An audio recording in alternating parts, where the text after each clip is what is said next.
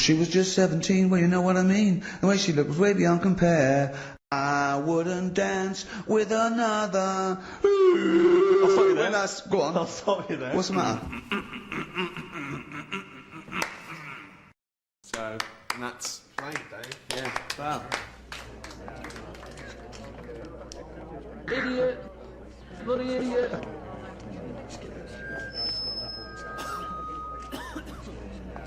Oh, Uncle Ricky, do the little dance. Oh, go on then. 1, 2, 3, 4! I'll never dance with another.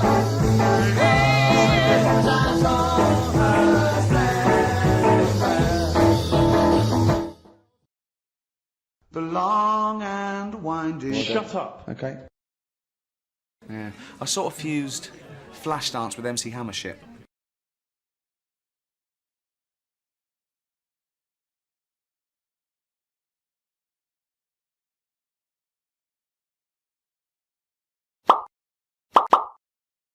We've got to look into this. If anyone knows why Dumpty was an egg, if Hubbard eventually found a dog a bone, and what was the little one doing? What did the little one think he was doing, for God's sake? When I saw my dad last year, he was telling me about a fella who's got some clothes you can see through.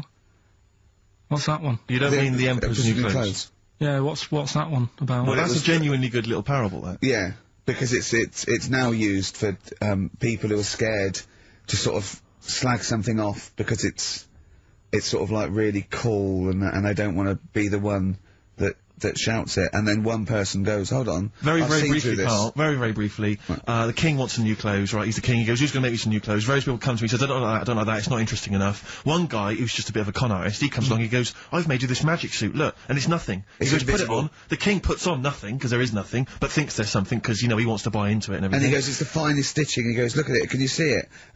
No, they have to say, only a genius can see how good this suit is. And the king goes, yeah, it's brilliant, yeah, it's great. And he goes out, and just, is it a woman or a little kid? Well, everyone's applauding it, they're going, you look great, even though his tackle's hanging out, he's, you know, he's nothing. Even though he's got a king-size, sort of like, bit of meat and two veg, wobbling, dragging down the street. Exactly. And then one little boy goes, he's not wearing anything. The king is in the Altogether. Know that one?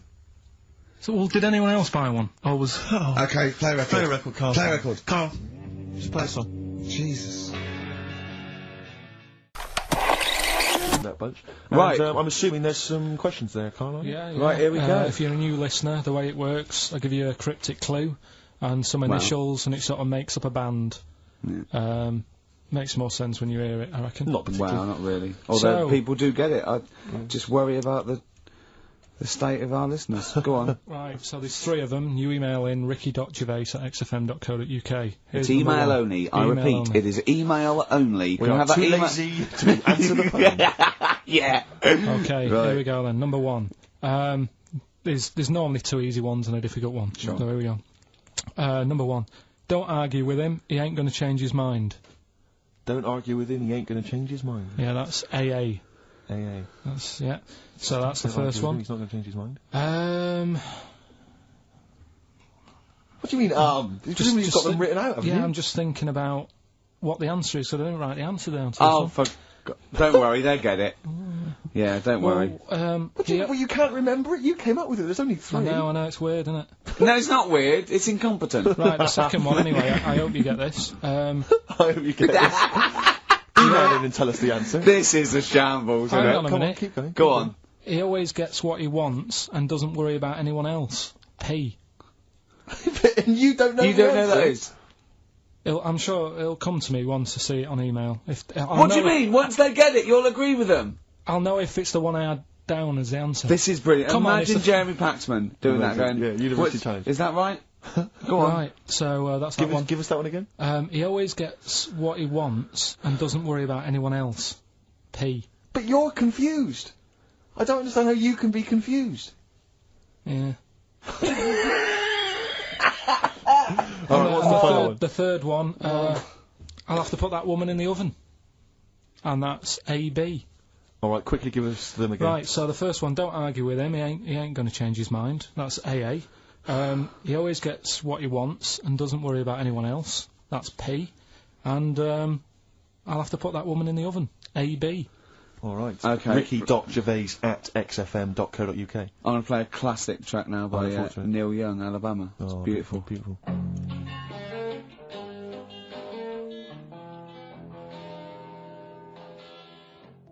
Neil Young, Alabama. Carl is still confused. He's waiting. He's biting his fingers, waiting for an email to tell him the answer to the clue he made up but can't get. I love that as an experiment. As a I mean, that would confuse psychologists, that you come up with something that you can't get. It's brilliant. Yeah, you came up with the question, you don't know the answer. And you expect them to, but you can't, and you made it up. Look at your face, like play some adverts. Alright, no, I don't know you just Wow.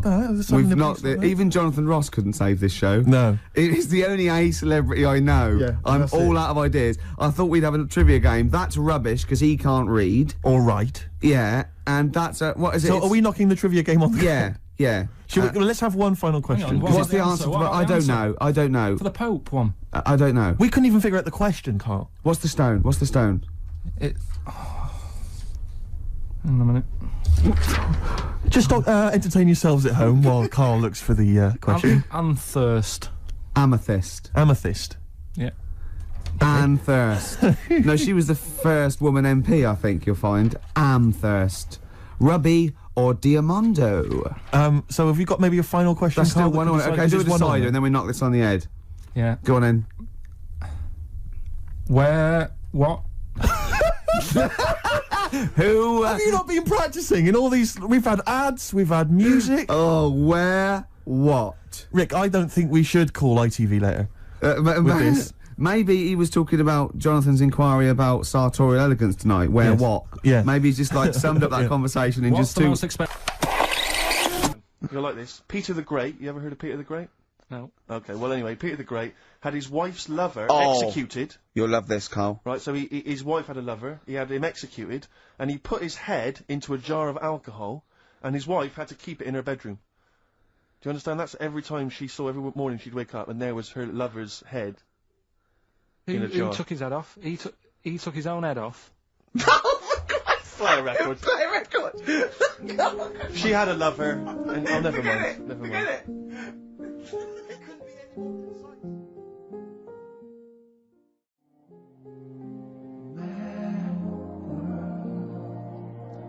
Mad World on XFM. We just had a text, Rick, from Andrew Barnes. He says he watched the same documentary, it would appear, as Carl did in the week. And he says here, just to clarify, the leech nose man got it up there when drinking from a muddy stream. And he goes on, one can only imagine the frightenedness he experienced. Oh, Carl. Explain to him once more what happened with Peter the Great. Alright, so we've got Peter the Great, Yeah. okay, and his wife had a lover. That's on the another side. man. Another man. Not Peter the Great. She was having an affair with someone else. Right. And Peter the Great, he found out about that. Okay? Yeah. So he sliced off this bloke's head, he killed him, he executed him.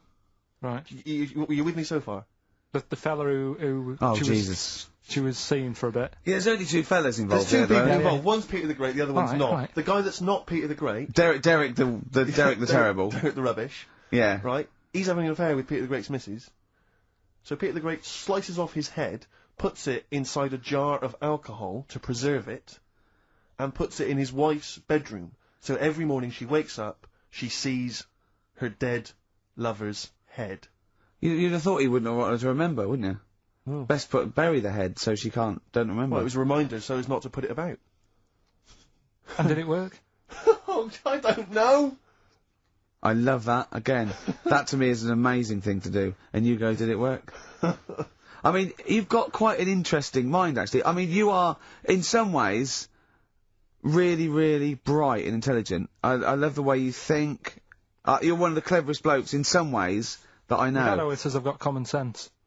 Well, Yeah. And that's more important than knowing about, you know, But it's goldfish and that. what you really it's like you follow the subplot, which is quite an interesting thing. Do you know what I mean? It's like you tell you a story, you'll always pick up on something that I didn't even think was an important bit.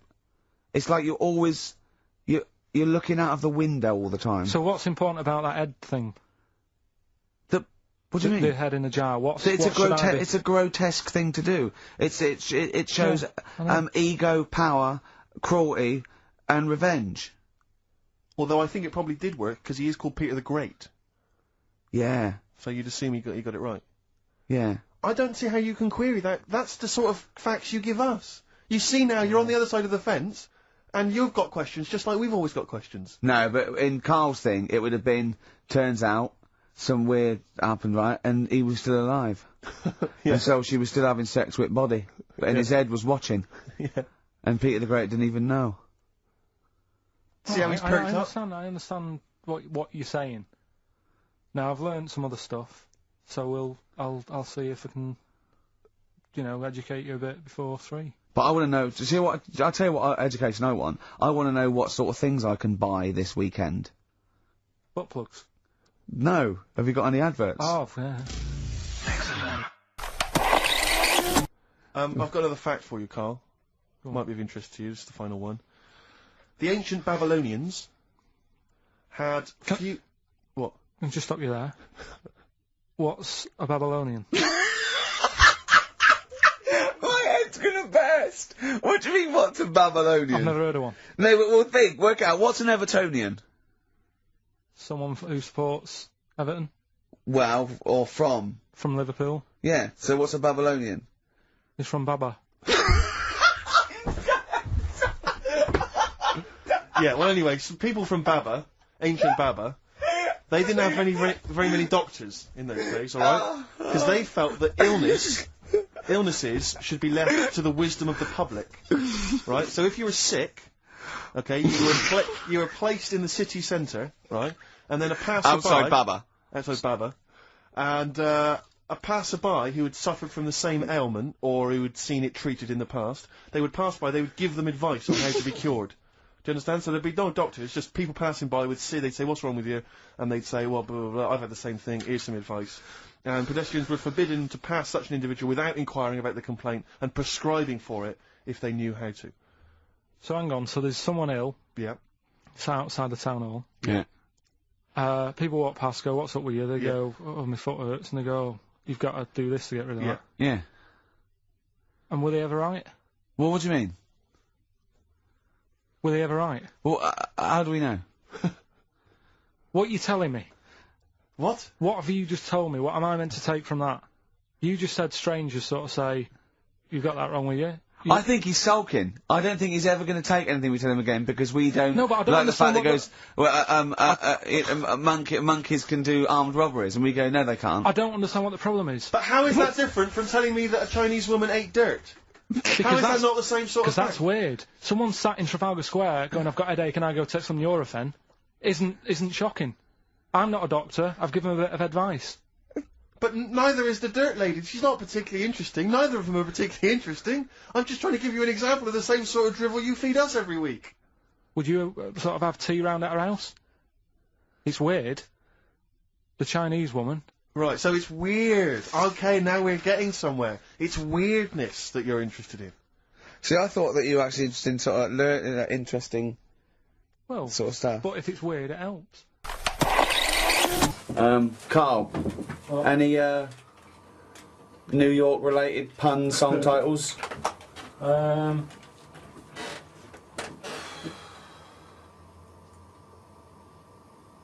York. Not New York or anything with New York. That's too it. Just something a little bit more lateral. Do you know anyone who lives over there who's a native New Yorker? Good one. Nice. Well, I said no New York though, so do one without New York in the title. Do you know anyone who's been born in the USA? Well, that's not specifically New York, is it? It's a big place, USA, so it's got to be to do with New York, but not mention New York. Well,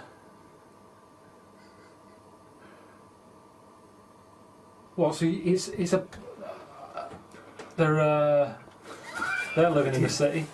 Well, that's any city. That's any city. Said. Yeah, but it's any city. It's got to be. It's exhausting. Well, think. Positively 4th Street. We just said loads there. Yeah, well, you've had first dibs.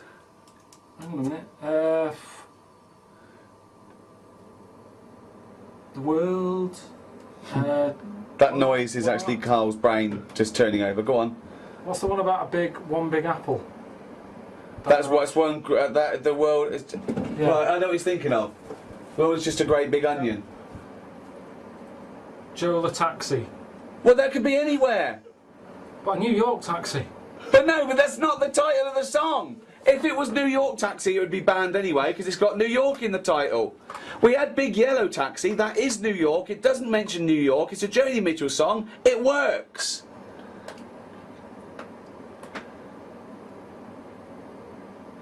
Is that picture now on a freeze frame? What are the other streets? Oh God! Carl! Okay, right. Say something right, think of something to do with New York, then see if that is a title of a song, and then say it out loud with your mouth. So something to do with New York. Is that a title of a song? Does it have New York in the title? If it doesn't, but it is about New York, then say the title of the song. So far, you've come up with titles with New York in the title. Can you think of any others? Well, yeah, we will in a You minute. got one on your head? I don't. Yeah, because you said that we had first dibs. You just saw how quick we just came up with them then. So come up with one.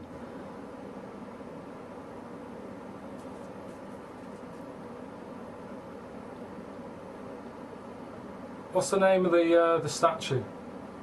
Statue of Liberty. Statue of Liberty. Is there any songs with Liberty in? Well, well, yeah. If they're about the Statue of Liberty, I'd let you have that. Crosstown Traffic. That could be any city. No, but it was about New York. It was about crosstown. It was about crosstown traffic. What's the one about? Jesus. Where the streets have no name, just numbers. Who sings it? Is that? You too. Two, yeah. There you go. You could have had Angel of Harlem, that would have been easier. That would have been easy, yeah. And the streets do have names down I'm not sure sort of that is downtown. about that town, is it? Well, they haven't got names. Where the streets have no name. Where's that? New York. Is it? Are you sure?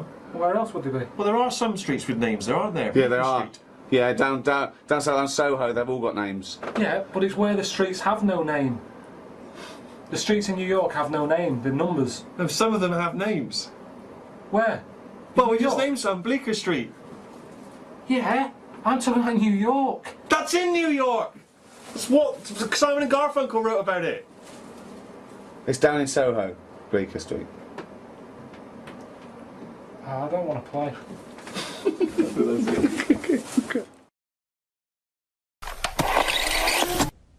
What's your pet hate?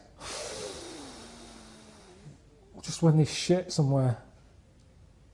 What? Oh, when there's shit somewhere and you can't find it and it stinks. What? I hate that. Isn't that funny? I didn't get that. What do you mean? Just what have you thought? Faffing. Too much faffing. Like, is people always like, you can't do that? You have to phone 5 times. You have to put you on hold. People Oh, you just mean an annoyance. What did you think he meant? He said a pet hate. I thought, right, okay, yeah, I would have said Sorry, faffing. what do you mean? What do you hate about having a pet? When there's shit behind it. Okay, good night, everyone. Okay. I wouldn't word it like that. I've known him for 10 years, and that surprised me. Hang on, That faffing. fucking surprised me. I'm really sorry about that. Right, listen. faffing, A yeah, pet hate. faffing. A pet hate. When you're asleep and it licks your bollocks. What? No, alright, I got the wrong end. Yeah, faffing, alright. Yeah. Yeah. Fuck me. That's great. Cheers. But XFM are bringing new listeners all the time. I've heard 4 or 5 a week. Really? Yeah. New listeners tune in to XFM 104.9. Beware. Yeah, yeah. And we might take it for granted the people that know who we are, know who you are, know who Carl is. Sure. Now, listeners, if if you're a regular, then you know exactly who we are. But for those of you who don't, I'm Ricky Gervais. Ricky Gervais, a BAFTA award-winning actor and, and writer. Steve Merchant, all those. A friend of yours. Yeah, yeah. And this is the important thing. Karl Pilkington. Absolutely. Our producer. I say producer, he was the bloke who was lumbered with a job. When I said, listen, I used to run the desk in the old days when I was like, I used to press the buttons and run the desk and everything. And now I said, listen, I've been on the telly, I do not press my own buttons. And Karl said, well, I don't really work weekends. And they went, well, you do if you want to keep your job. Absolutely. And we were lumbered with him. And then we discovered that he's not just a little dork, a little manky sort of idiot. Sure, He's got nice shirt. He's got, you know what I mean? He's got something else. Absolutely. He's got a Brings certain, another dimension, yeah. Yeah, and he started having a little chat, and we discovered We've that he grown to had love quite a lot to say. Well, I think you're absolutely right, and I think, I was wondering maybe we should maybe play another tune, but after that, I just think we should re-familiarise our radio audience with Yeah. Karl, and any new listeners, just somehow gonna let them get to know the real Karl again. Well, if you are new, you'll find that we like some old songs, some new songs, some chit-chat. We get serious sometimes. There's some tears and some laughter. Yeah. We kicked off with Oasis' new one, Little by Little. We're going to go back in time now to Iggy Pop and his Stooges with I'm Bored. Iggy Pop on board on XFM 104.9. I'm Ricky Gervais. Steve Merchant here as well. Yeah, little Karl Pilkington. Well, to reintroduce or introduce people for the first time to Karl, I think we should have a... Yeah, maybe sort of a kind of a quick Q&A, Karl, and we don't need sort of lengthy answers from you, we don't need lots of detail. You know, it can be just a couple of sentences. Just to get To a answer each flavour of who question. you are. Yeah, so firstly, name obviously Karl Pilkington. Age, Karl? I'll be 30 next month. Really? This month? No, next. Where are we? I don't think we need to ask any more questions. We've done it. That's I it. think we've Welcome done it to the world of Karl Pilkington. Yeah, I think that, I thought it would take 3 or 4 I thought it was questions gonna be at least- to really yeah. explain That what was the Karl first was question. about. Oh Absolutely God. incredible. But, Well, I don't know if you saw the thing the other week about the fella who's on that quiz show. Who? Sort of oh, right, okay. gay Who? fella, straight, sort of man, woman. What are you talking about? Tell me what did you see? Tell me what you saw. It's This is like a kid come running in, and he's seeing something frightening. It could be an alien, could be a ghost, could be a paedophile, and you've got to get exactly what actually saw out of him. Right, what did you actually see? It's just this fella who's a woman. Right. Right, okay, right, try and talk like a human being. Right. It's a quiz show that's coming on the telly, and it's this woman. Right, is it a fella who's a woman, or is it a woman? Bit of both. That's why I'm talking about it. But what do you mean? Is it a pre-op? Is it a transsexual? A transvestite? Is it a lady boy? Is it an hermaphrodite? What is I'll tell you it? about it. Well, tell I'm me. telling you. It's a woman. Well, it's a man. Oh, No, forget listen, it. listen. Play a record. No, listen. Come on. What? It is a man. He is a man. Well, Oh, Christ's sake! it's a TV program where they've got this man who's Transvestite or television? It is a transvestite, yeah. So- But the problem is, I'll tell you just because you don't know about it. The program is. I don't know. I still don't know about it. I don't know anything about it. Still, I don't know. It's a woman, man, woman, man, woman, TV program. Look, TV. No, it's a man who is now sort of half a woman. And A man who is now half a woman. no, well, this is what's weird about it. He's got the top half, but not the bottom half. What do you sorted mean? out. He's got breasts and a wig, but he's still got his boys downstairs. He's Why got do you do that? his caps and the boys Why are do you do still that there for? in his wide fronts. Why is but that? upstairs, he's got a lovely pair of dumplings. Why do that? Well, he's halfway through. But why not get it all done in one go? Maybe you couldn't afford it. Well, wait until you've got all the money. That just looks a mess.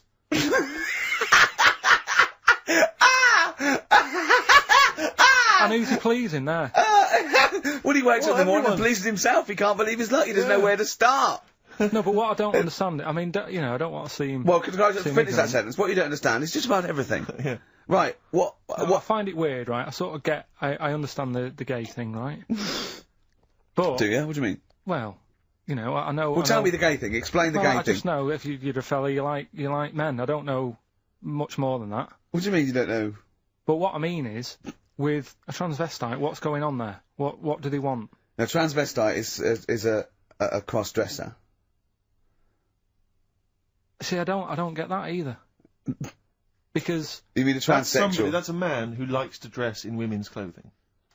It's not necessarily, they're not necessarily gay. They're or not gay. straight They're or often anything. not gay. They just happen to like wearing women's Those clothes, aren't yeah. But then why not wear women's clothes that could be seen as a bloke, like Suzanne wears jeans? No, but they, yeah, Just but that's buy the women's thing. jeans. But that's their problem, is it? They like being seen as a woman. They like being seen as a woman. It's not just that it's more comfortable, or they'd wear a kilt. They like being seen as a woman. They feel more comfortable. Alright, and what's the deal with this fella who's got We don't know both? who this fella is. No, we don't know this man who's half a woman. He's called Miriam. Oh, that's helps. yeah. Brilliant. I love this scientific basis. No, I so think- all he's done, he's had the tits done, he's probably had the hormones, probably lived as a woman for a while. The last step, because you can probably reverse the breasts anyway, because they're probably implants and hormonal things, and whereas you chop your knob and boys off, that's, you come back the next day and go, sorry, I didn't mean that, I wanted my ears pierced. It's a bit more of a bigger operation to put them back. So doctors are probably making sure that he's just Surely absolutely... if you've had the top half done, you're not going to go back on what you've said. But no, what's the top half being done? I could get you breast implants, give you a bit of hormonal treatment. Now, and that you would could be a great idea for next week. and you could reverse it. What you can't do is grow a knob back.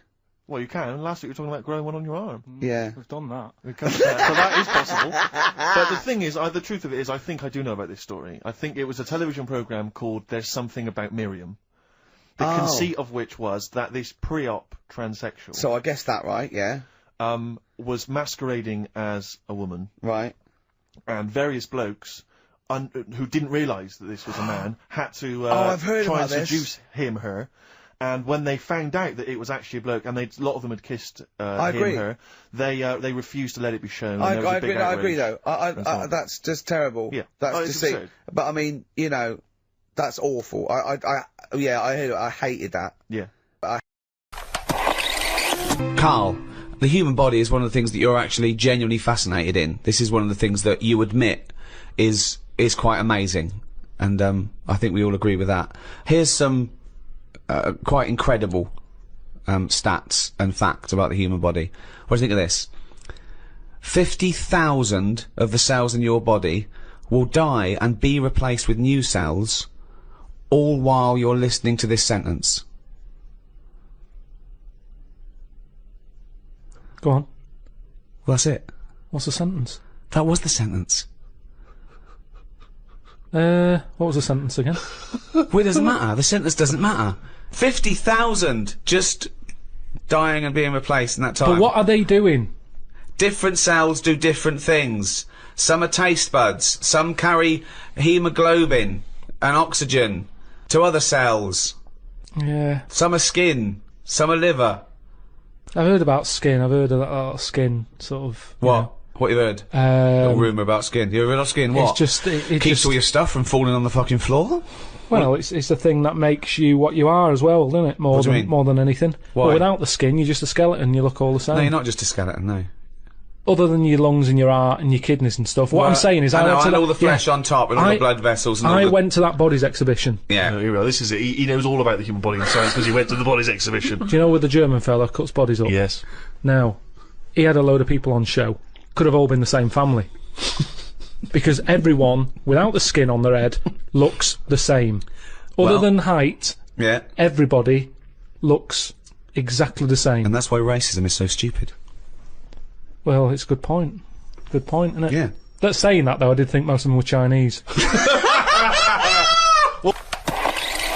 Well, there is obviously so much to discuss, Ricky. I wonder, in an effort just to provoke some initial thoughts, if I can offer another quote from the great Carl Sagan, who said, advances in medicine and agriculture have saved vastly more lives than have been lost in all the wars in history. So quite a... Yeah, just shows you shouldn't really worry about war. What do you mean? Isn't Not a big problem, is it? Obviously. So, that's a good point there, Carl. really War's not as bad not as a lot of people make out. What do you think, Carl? Overrated? Too much fuss about all... Well, I don't know anyone who's died in a war, but I know loads of people who have died from, cancer and what have you. So, is that going on Carl's quote? Does that work? Is he right? What did he say? Good, well, we're off to a Fascinating start.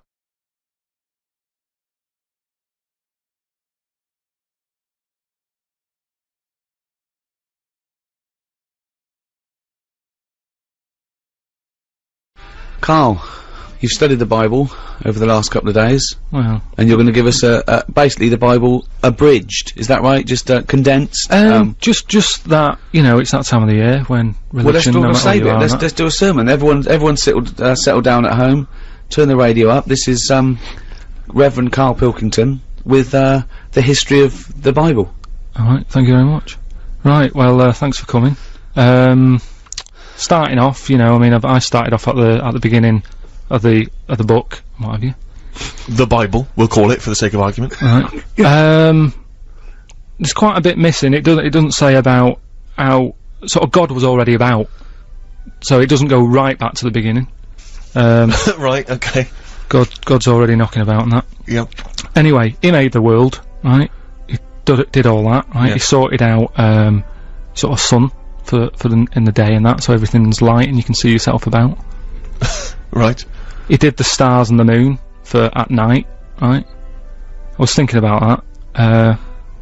If I was him, I probably would have just let it be day all the time rather than having two systems. We're not criticising. No, I'm not having Okay. a go. I'm just saying. I mean, it's easy now, isn't it, in hindsight, to sort of say, do you know what? It's easy to really criticise him, but he was working. He sort of loosened the top. You just got it off. Yeah, sure. Yeah, he did a lot of the work. Yeah, cheers. No, I'm just saying though, like they mess about with the clocks and that because of farmers getting up in the dark and that. If it was day all the time, less crime and that. I'm just saying it might have been worth an idea. He missed a trick there, is what you're saying. But he moves in mysterious ways, so you don't know why he's done that. He might be thinking something that your small brain can't really. Fair enough. I'm not having a go. Like I say, I'm just reading it and thinking about it. That's what it's all about, innit? Yeah, Education, get yourself Absolutely, thinking. yeah, go on. Anyway, so he did all that. He made the sun and that, and then he said, "Oh, make some creatures and stuff." He made a load of birds, loads of different birds, creatures, animals, and that. Because with the world being so big, it's like if you buy a big house, you need more furniture, don't you? Right. So he made this, and he was like, "Oh, God, what am I going to fill it with?" So this is why he did all these. Right. That's animals. not actually in the Bible. You speculated there on the mind of God. Well, I'm sort of just treating it like it's his big house, Right. isn't it? So, and he's filling it, he's making it look nice, different birds and what have you. Right? It's just my opinion. Like It's making it sound like the Playboy Mansion. Yeah. So anyway, right, so he does all that, and he thinks, right, I'll make a little man and a woman, Sure. who we all know as, like, Adam and Eve. Yeah. Everyone knows their names, but at no point is their surname mentioned. Right? Well, he's not going to have trouble with the post, is he? So anyway, right, Adam and Eve are knocking about. God says to him, look, just enjoy yourselves and that, right? Do what you want, but I'll tell you this. I'm only telling you once, he said. He said, don't be eating fruit from that special tree. Yeah. So, they were like, alright, fair enough. He said, the tree that I'm talking about is the tree of knowledge. Yeah. So that's sort of made it a little bit worse, because it sounds good and that, and you're like, oh, knowledge. Yeah. Well, don't go in that door. Yeah, Is that sort of thing, instead of just sort of not telling them.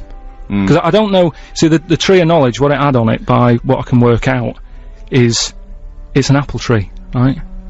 And it's pretty tempting, innit, to have a little cheeky apple, because I don't know what they were eating back then. Right. Do you know what they were getting by on? No, I don't know. Right, so anyway, so they were like, yeah, alright, whatever. Eve goes for a wander about, Yeah. right? Killing time and that. Bumps into this snake, Oh, yeah. and snake said, said, alright, you got an apple, right? And he was selling it, so he was going, it tastes good and that, right? And she's like, well, shouldn't really, but, you know, I've been told that I shouldn't eat that, because I think God said to her at some point, get on with it. You're on page 1 at the moment. This is absurd, This Carl. We is gotta just unbelievable. I know, but I'm just painting. Just get to the point. You're on page 1. You haven't moved on. Just get. Okay, we know Adam and Eve. What have you learned? Yeah, I know, but I'm just saying, he was saying don't eat it, because it's dangerous. I know, we know. Get on with it. Just get on. I mean, But the thing is, people do eat things that are dangerous, don't they? Like, and pufferfish, even to this day, people are eating stuff that can kill them. Yeah. So it's not a threat, they're not that bothered, it's an apple, right? They're gonna have a little cheeky apple. Anyway, they eat it, right? God goes mental at them. He said, I told you not to do that, I've told you can enjoy yourself and everything. You've gone against what I said. You've eaten the apple. Adam and Eve sort of got told off and what have you. They went off and had kids. That added extra pressure. A lot of arguments happened, and that's kind of part one. That is amazing. That is amazing. So, oh, you're an idiot. Really, you are an idiot. Well, part two later then.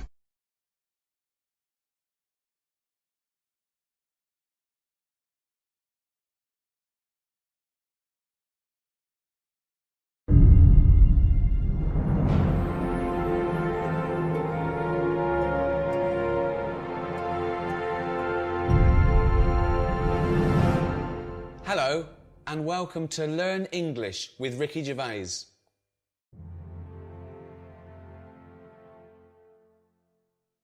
I'm Ricky Gervais. With me, Karl Pilkington. All right.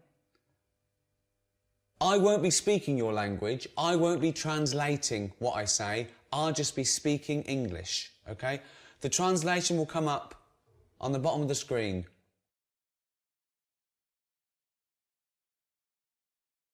This is my friend, Karl Pilkington. He is bold. He is bold. He has no hair. Karl Pilkington has no hair. Yeah, I know. They can see I've got no hair. No, I know. Well, what do they need to know that for? If they learn a language, Yeah. bald isn't a bald head isn't that important. Teach them how to ask for bread or milk. We'll get to that, but this is about sort of friendship and family, you know. So it's all useful. There's so many words, you know, they might as well start somewhere. There's too many words. There's a lot of words. Lot of words.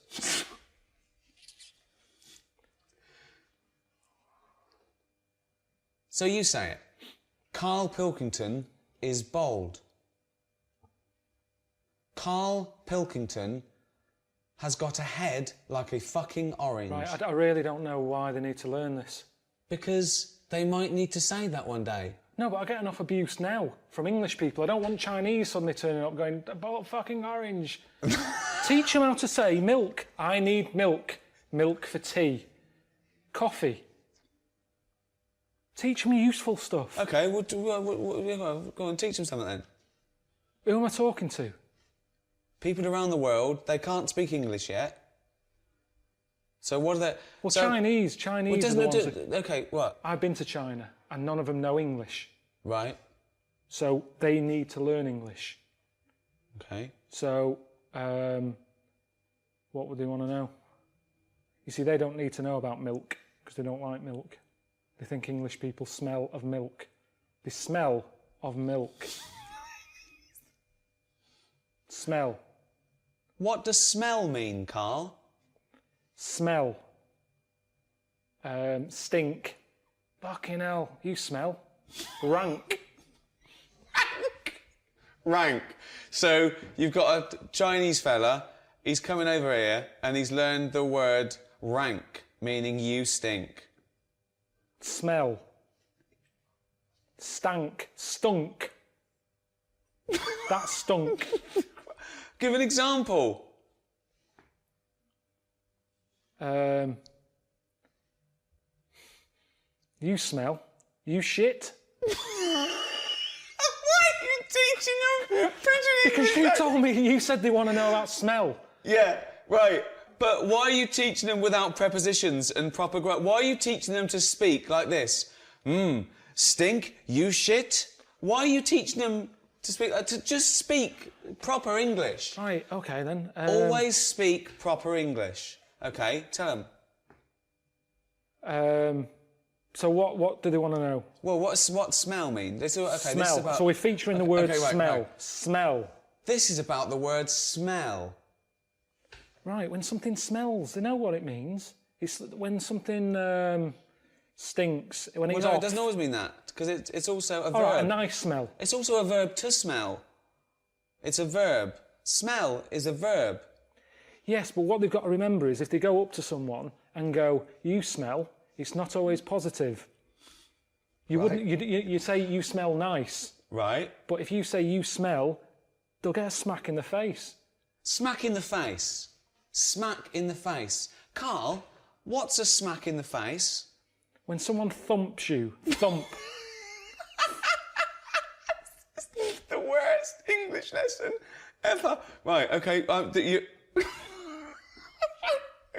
What would they want to let you see? That's why we've got to focus on... Are we focusing on Chinese? No. Well, we should, because different people want different things. Right. So what would Chinese want? They come to England. Right. What do they want? Why are you talking to me like I can't understand Because English I'm now? trying to think out what to be clear to them. Okay. So I'm dropping out. So forget where they come from, wherever they come from in the world, they all want the same things. No, okay? but words don't mean the same thing. At certain places, there's people where it stinks in the world. They wouldn't come to England and need to say it smells because they're from a smellier place. No, they're not. Yes, they are. Milk. Let's do milk. Okay, let's do milk for anyone who isn't English. Okay, okay. We will act out a scenario now where you might need milk. Okay. Okay. Hello, Carl. All right. Would you like a cup of tea? Yeah. Yes, please. Yes, please. Strong. What tea bags have you got? That is a question I ask because it all depends on the amount of milk. Do you have Thai fu? That means more milk. Thai fu does not mean more milk. No, it's a very strong tea bag. Right. Twinings, little bit. This isn't. They don't need to know the details. This isn't a travel guide. This is just.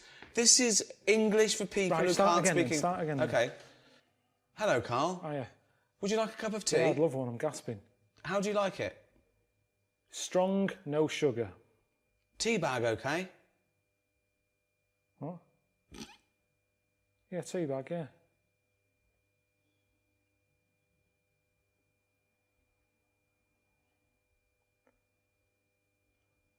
Right, that should be all right. Would you like some milk? Just a drop. A drop, not much. Would you like semi-skimmed milk? Yeah. Semi-skimmed milk. Whoa.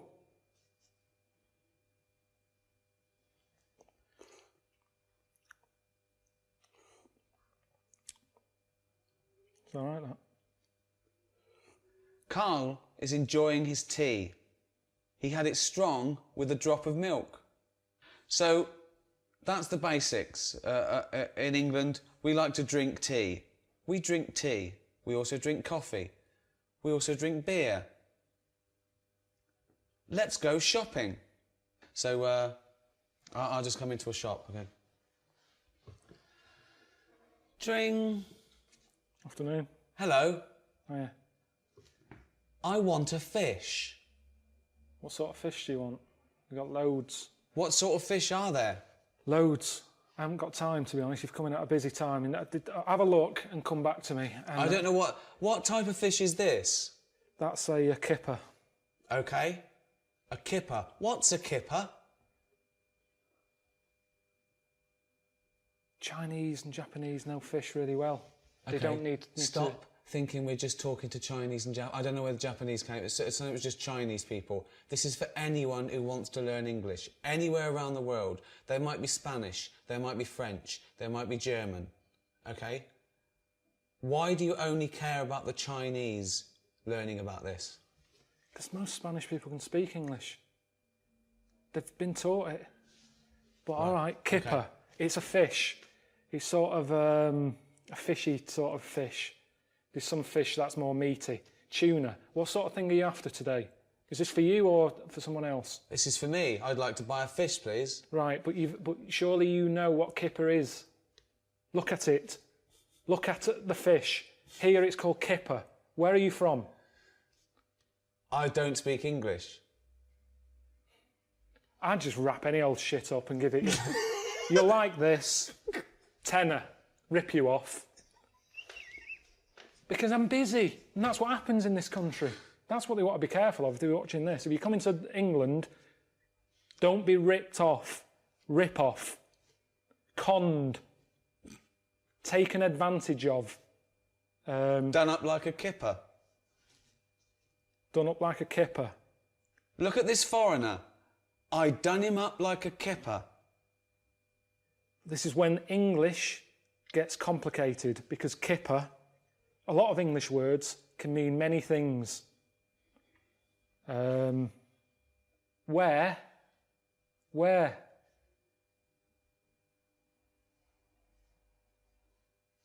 Same word, different thing. Wearing. Where have you been? I'm wearing a jumper. Where have you been? Where? Brilliant. One word, two meanings.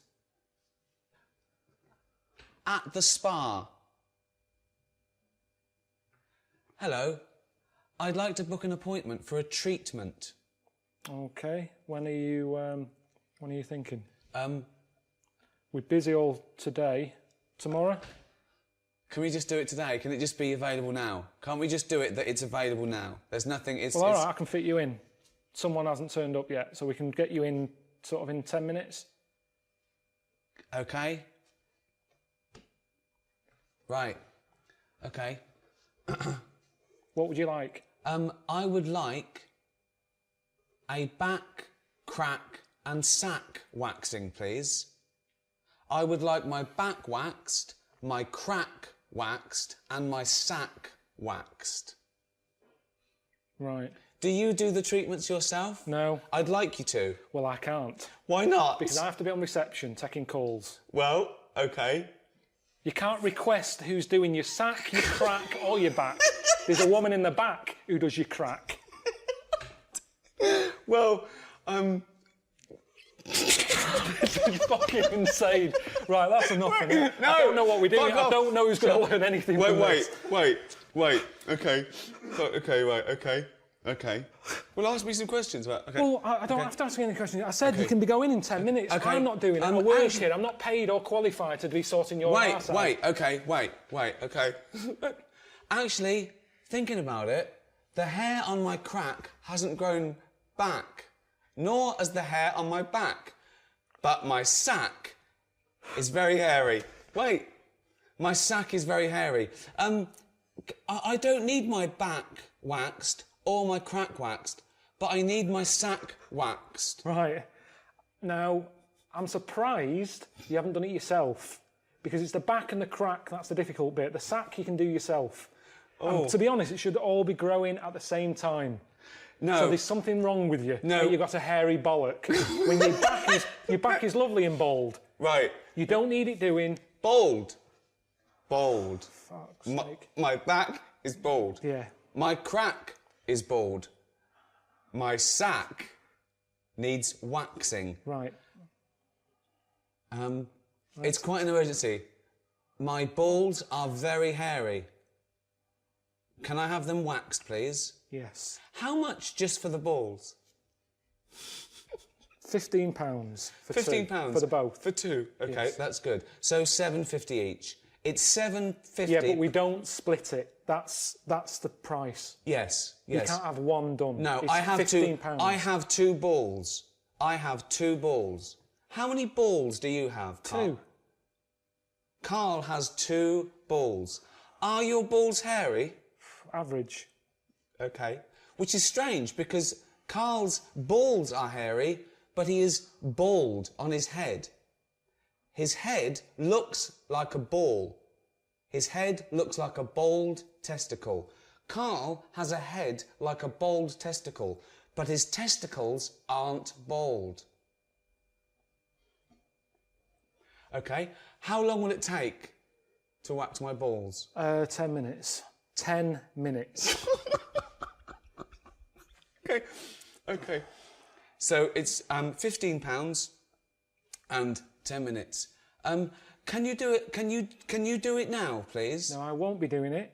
You'll Why? be meeting Leslie in the back room. I don't really. I'm a little bit shy. I know you. Could you? You don't know me. You've just turned up. Could you wax my balls? No, I'm not waxing your balls. Bollocks. Scrotum. What else is there? Testi. If you're having one done. Bollocks. Sack. What else is it? Oh. Okay, Right, we've done done. that waxing. Okay. At the doctor's. Hello, doctor. Hello. I have a pain. Okay, whereabouts is the pain? My anus. Of course it is.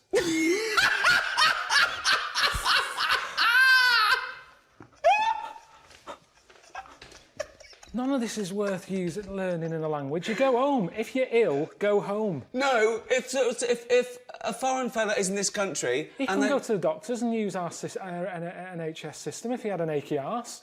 He'd get on the first flight home. Why aren't you going travelling? You're here as a tourist. Yes. Yeah? Right, well, see London. Instead of worrying about your airy bollocks, see the London Eye. The London Eye. Tower of London. These are things that are going to be useful to them. Okay. Tower of London. London Eye. Buckingham Palace. The Queen. I've never been on holiday and had to have my anus seen to. I haven't had to have it seen to whilst I'm here, at home. Give them useful words. Fromage. Why are you teaching them a French word if we're teaching them English? I'm just saying useful phrases. Right. I've got a headache. Okay. What would you do? Okay. What scenario would you do to teach them? Who are Carl you? will now teach you a useful scenario. Yeah, who are you? Anyone you want me to be. What do you want to do? The bins haven't been emptied. Who? Okay. Who are you? You're making this scenario up. This so, is your. So who are you then? The council? It's up to you. Right, you're my neighbour. Okay. Why do you keep putting bins out? The bin men doesn't come till Thursday. You keep putting bins out. I'm sorry, Carl. I'm very sorry. I've had a bit of trouble. I woke up this morning and it's the worst it's ever been. I've got distended. I've got a prolapse rectum and I've distended. My testicles are very, very low because I'm old. I'm lactating. Yeah, all right. Listen, can you just put the bins out on a Thursday? I can't put my balls are so low because I'm an old man. Can you put the bins out on a Thursday? The bin men doesn't come till a Thursday. It's Tuesday. You're putting bins out too early. There's foxes getting at them. There's shit all over the place. There's dirty underpants you keep putting in the bin. I've told you it attracts foxes. Stop putting the fucking bins out two fucking days early when they've got to sit there and it attracts shit. I'm trying to sell me flat. There's dirty, shitty undies all over the fucking pavement. This has happened to you, hasn't it? Yeah, it has, yeah. Did it really? Yeah, it has. What did you do? They don't give a shit. They don't give a shit.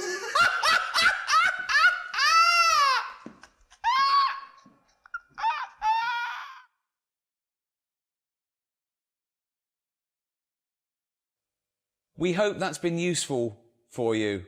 So when you visit England, you can talk just like an Englishman. Thank you for learning English with Ricky Gervais and Karl Pilkington. See ya. See ya.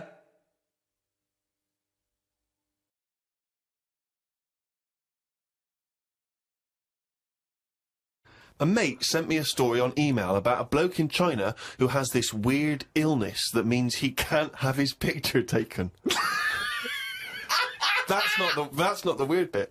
If he tries, his body doesn't appear in the photo. Don't talk shit. He has had group pictures taken and everyone appeared apart from him. Don't talk shit. The That's story bollocks. had a picture next to it of a family photo and it said he was stood at the back, but you couldn't see him. Right, he wasn't in the picture. He was in the picture. No, he wasn't in the picture. I've done loads of tests and stuff. No, on him. I haven't done loads of tests. This is bollocks. There's no way this is scientifically possible. What's his want? Yeah, now he's wanted. Just a white bit of paper up on the police wall.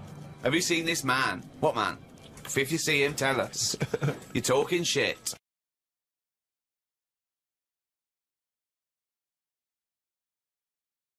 We've just recorded T4. It's stressful for you, isn't it? Well, stressful. Yeah. Don't enjoy. You see, I've never done interviews for a job or anything. No. And that's what that feels like. You've got to impress them. It's that thing at the moment of a USP. What's your USP? Yeah. One of Suzanne's mates got a son. Yeah. Who's must be 16 or something. Yeah. went for a job interview at Waitrose. That's what they asked him. What's your USP? Really? Stacking beans. yeah. You don't need a USP for that. You didn't even want a job, did you? You didn't even go to school. Yeah, I didn't like school. There was no payback there for me at school. Of course, what education is the payback? They didn't teach me anything of any use. I'll tell you what they should do at school. I'll tell you where I learnt most stuff from. Go on. Bullseye. Jim Bowen. General knowledge. There's a maths bit in it where you're Spelling. adding up. Yeah. Spelling. Let's see if Bully's. Let's check it with Bully. Although current affairs would have them in trouble, wouldn't it? But you don't really need to know current affairs. I think Because it they gets in the way. change. They change. Yeah. And yeah. Are you listening, kids? You don't need to know current affairs. You don't need to go to school. You need to get Challenge TV. What advice would you give to kids today? There's someone watching there, you know, they're, I don't know, 13, 14, maybe worried about exams. What am I going to do? We're not with my worrying life? that much, are they? They're sat on the internet like that watching this. Turn that off from the start. That's a starting point. Okay, well, not yet though. Don't turn it off yet, because Uncle can if they Carl, want, they should Uncle do. Carl is going to give you advice. I'll play a young kid, a young teenager, right? Right, and you've got to inflame my quest for knowledge, my quest for excellence, my quest for achievement. Okay, right? All right, Carl. Right. What do you think about when you sat there now? Just nothing. Just thinking that I wish I was sitting here more. In a way, I'm sitting here enough, and I wish I was sitting here more. Yeah, I couldn't handle a kid like that, to be honest. You're that gormless. I mean, it's today's youth like that. Don't give up. Don't give up. Okay. Okay. Right. What if I was like this? Right. Right. Right, Carl. I'm fed up. I don't want to do anything with my life. Life's never going to get any better for me. Well, maybe it isn't, actually. If you're like this... No, you can, because there's no point building you up and making you have this dream that you're going to be a professor or something if you look like that. There's more divs in the world at the end of the day. And sometimes we have to accept that there is kids at home watching this who are like that. They're probably going, oh, yeah, it's like me. They are like that, and they're not going to get anywhere. So there's no point building them up and saying, don't be like that. You could be a lawyer, you could be a solicitor. They're not going to be. There's a lot of idiots in the world. So, live with it.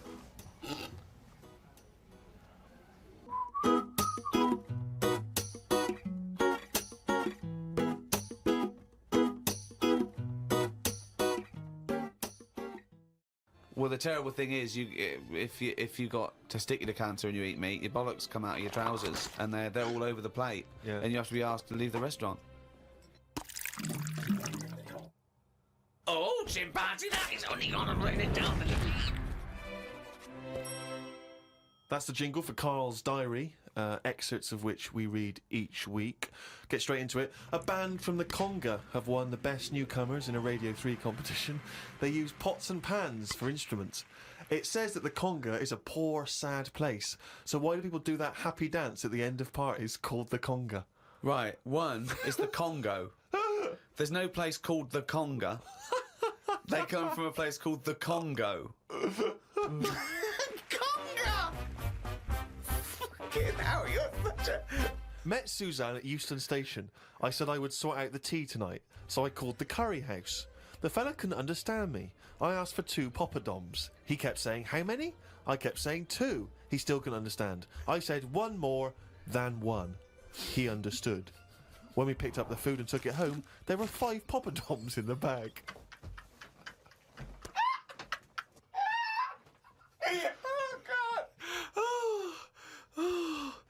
Oh, God. There is a restaurant somewhere that sells knobs to eat. No, there's not.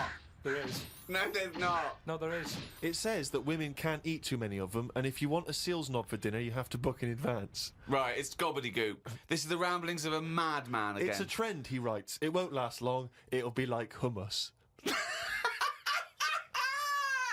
Called Ricky and asked what the difference is between the mind and the brain. Yeah, he did. That's a hell of a phone call Yeah, to get. unbelievable. Unbelievable. Ricky did explain, but I can't remember what he said.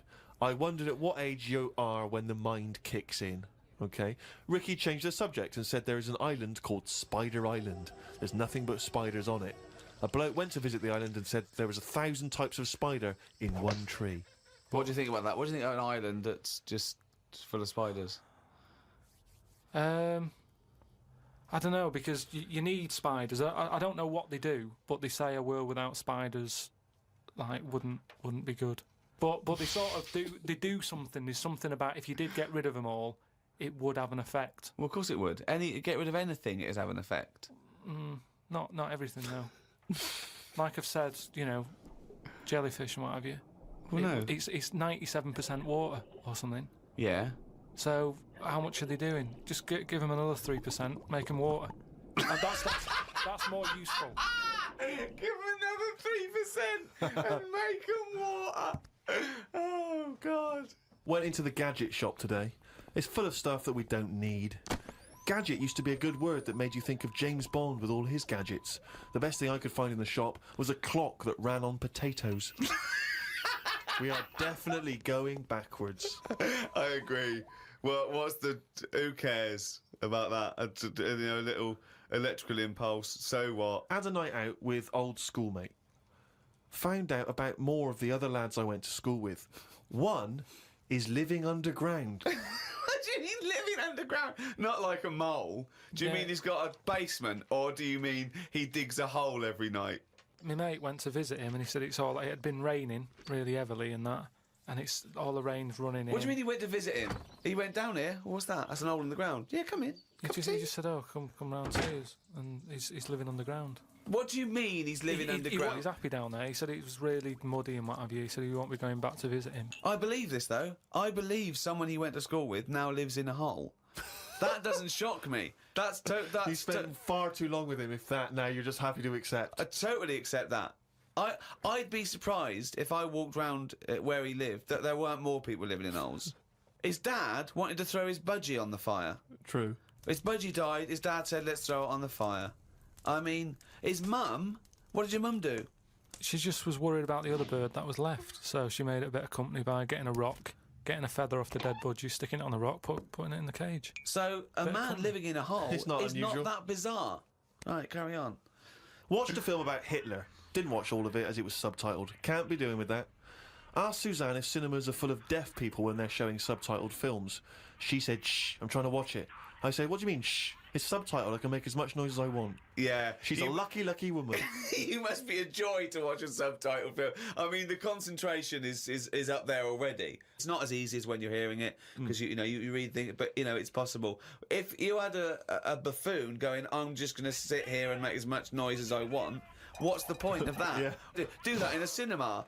Just walk into a subtitled film and go, "Right, everybody, let's all do the Congo." We're having our bathroom done. The bathroom man was round at 9 this morning. We weren't allowed to use the shower because it all had to be bone dry before we could use his waterproof filler. Not that waterproof then.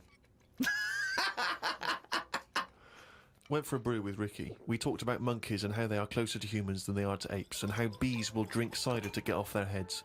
Now and again there is a bee that lets the drinking get in the way of the work, and other bees sting it to death. Blimey. Yeah, well, there are bees. They love a drink, and they will drink pure alcohol. They love getting off it, and they fall down and they're drunk, right? But some bees get addicted in the same sort of percentage. It's human addiction. Like 10% of bees, they can't get enough of it. They take ethanol, they take cider apples and that, and then when they get back to the hive, they go in a bit pissed, and they've got guard bees, and they go, "Come on, we've all had a drink." Bouncers. Yeah, they sort of are, right? And they push them away, and they push them away again. Then the next time they go, "Right, I've had enough," and they give it a good hiding. And Carl couldn't get over this. I saw his face, but I knew that he was thinking of that bee with sort of like eyes rolling around his head, a little bit belligerent with his jacket on backwards. Yeah. You know, and the bouncer going, come on, son, we've all had a laugh. Let's move away, Yeah. move away. You're not coming in, right? You're wearing trainers. Yeah, you know, you're wearing 3 pairs of trainers, and I'm sick of it. You know. But what I did find out, because I went home and went on the computer trying to find out about drunk bees knocking about, they're not actually meant to fly. It's only because they don't know. Fly. Well, no, but they're if they were told that you're not actually designed to fly, they wouldn't bother. No, this is that thing that goes around that aerodynamically, on the face of it, looking at the size of the wings and the body proportions and everything, that it's a surprise that they can fly. Okay, it's not that no one's ever told them they can't. And as soon as someone tells me not meant to fly, they all fall out of the sky going, "Oh, what are we doing?" Like in a cartoon. No, but it's something about the confidence and that. At the moment, nobody's saying It's nothing to do with the confidence. There is no such thing as confidence in bees. A bee never loses its nerve. That's not why it drinks. Because what are you drinking for? I'm just not confident anymore. There's no point to turn to the bottle. I can't go up there again. You're an idiot. I went to, what's her name? Harley Street. I went for a check-up. And, like a medical. Posh, you know Harley Street, it's like, it's the top doctors, isn't it? I've never been before. All posh buildings and that. Went up to the counter. I said, I see the doctor. They said, name, Give us 10 minutes, go and wait in the waiting room. Dead posh waiting room. Dead fancy. Big leather furniture and that. Yep. Loads of magazines. I mean, like a newsagent's. In the middle of the room on a table. Loads of them. So I'm looking through, and there's the top quality ones, your Esquire, GQ, Classy, Yacht Weekly, all that. Country Life. Boys. Boys? There's one there, yeah. Boys. What's that? Right, lifted up like the one on top of it. And it's like Boys with a Z. Two fellas stood there. Looking, sort of Italian looking. Yeah. Right. Dungarees on. No shirt, though. No shirt, just dungarees sort of unbuttoned, hanging down a little bit. Sure. So no one else is about. I'm never going to buy a magazine like that. I can't believe you're going to tell us you looked through a game magazine. I had a little look, just because I thought, like I say, it's one You're chance. always looking to learn, aren't you? You're always looking to learn. Yeah. Always open, there might have been something in there that I go, right, I get it now, I understand why they like doing that or whatever. Yeah. Right. So she said I was going to, 10-minute wait, I can have a quick flick through. Picked it up, had a look. Still none the wiser. Why? Well, what did you see when you opened it up? Just loads of, like I've said to you before about, I don't know why they like looking at knobs when they've got one of their own. Right. There's no surprises there. You're not going to go, oh, so Sure, that's yeah. nice. Some had like car oil on the face. Knob out. Yeah. There was someone sat on like one of them square things of hay. Oh, yeah. Sat there, sort of sat on it, straddling it. Yeah. That must have been uncomfortable. Again, knob out. Yeah, just looking like it's normal. That's Sort of crazy. like No that. farmer walks around like that. What was the other one? There was motorbike. They always like them. Yeah. No, I'm going through and then like the content is all puns. Right. Everything was to do with knob.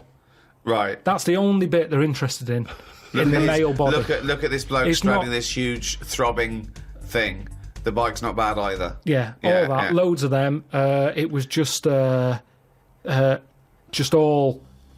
cock, just 100%. Like let's just talk about the knob. That's a good name for a gay magazine. 100% cock. 100% cock. Did it not at any moment sort of maybe slightly unnerve you that the doctor might come in and see you reading Boys? No, because I wasn't. What about if I walked through? Because I remember once when you were in hospital about to have a tube going down your knob and you were sitting in your pants with stockings on and I walked through and you were horrified. So what if I'd have walked in then and went, Carl, what are you I doing? would have just said, look at this. Look at this, it's free. And I said, why did you bring that with you? No, I would have just said, look, does it look like I brought it with me? Look Yeah, at this. yes, it does. Well, Because what- I've never, what? So you because look I at- would never see, you would never see a gay magazine in a doctor's waiting room. So I think you bought that and pretended that it was there. That's the thing. I was amazed by that because there was no there was no Mayfair or anything. They just catered for if you wanted a bit of knob action. It was really. Really, I could have complained. So if you're gonna have this, where's a bit of the other? Yeah. Yeah, you had a bit of this, where's a bit of the other? I know one of the things that they had, and I thought they're really struggling with ideas. They had a Sokoko. As in Sudoku. Yeah. Sokoko. Sokoko. Surely Sadico is better. No, because it was like Sokoko. Yeah, but it's Dick as well. Subdico. Yeah. What? And it was still a Sudoku style puzzle, but it just had that name. Yeah. Yeah. It's just So everything. It was just Sudoku, but called Coco. That's amazing. That is amazing. Now, if I was gay, do you know Let's they have say? a game of Lubo. Let's have a game of Knobopoly. Noberation. Noberation. Let's have a game of chess. Cock.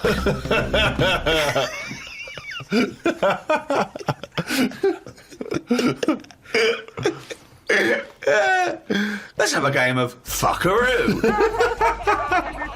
Well, that works for either sex. Yeah, that's true. That's how we spend our Okay, then. Christmases. Fuck a poo. Oh, God.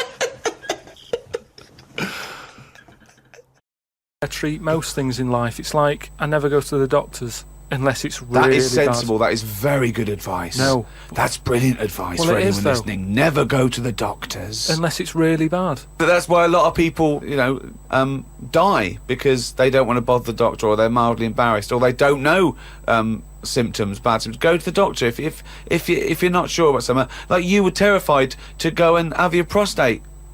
Still not doing it. Why not? I wish you wouldn't talk about it, because now Suzanne will listen to this and she'll go, oh yeah, you haven't been, and start dragging it up again. But why are you worried about a little a qualified doctor? I don't know what they're doing up there. What they What just year pop are we in? They. What are you talking about? They pop their finger up. That's what I mean, though. Why? Why are they still using the index finger? What, would you prefer the forefinger or the thumb, would No. you? No, what I mean is, we've got... Or a thumb on a stick, some kind of thumb on a stick. Yeah, would you prefer it to a be... mechanical thumb, a robot thumb. Why isn't it just a little camera? Well, they put the camera up if they initially discover something.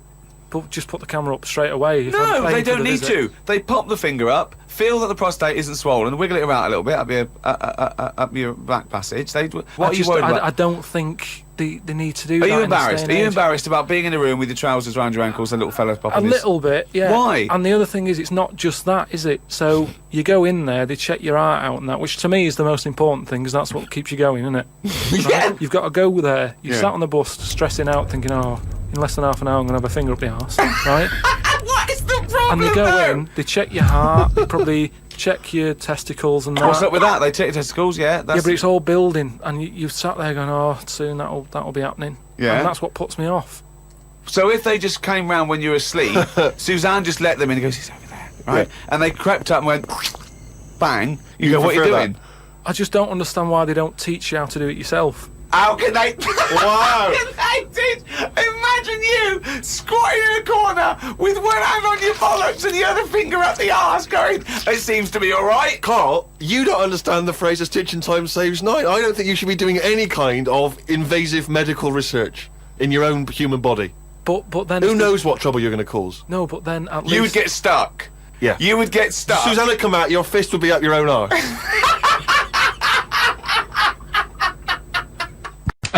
And don't worry, I don't say, oh, it's really bad. Just think she's 98. Let her have a nice rest of the life. Yeah. But instead, she was there, and the annoying thing was, and they do this with a lot of people in hospital, they pump you with drugs, try to sort it out. They don't, you know, there's probably a bit of guesswork going on. Maybe. A little bit. Not as much as you, but go on. Right?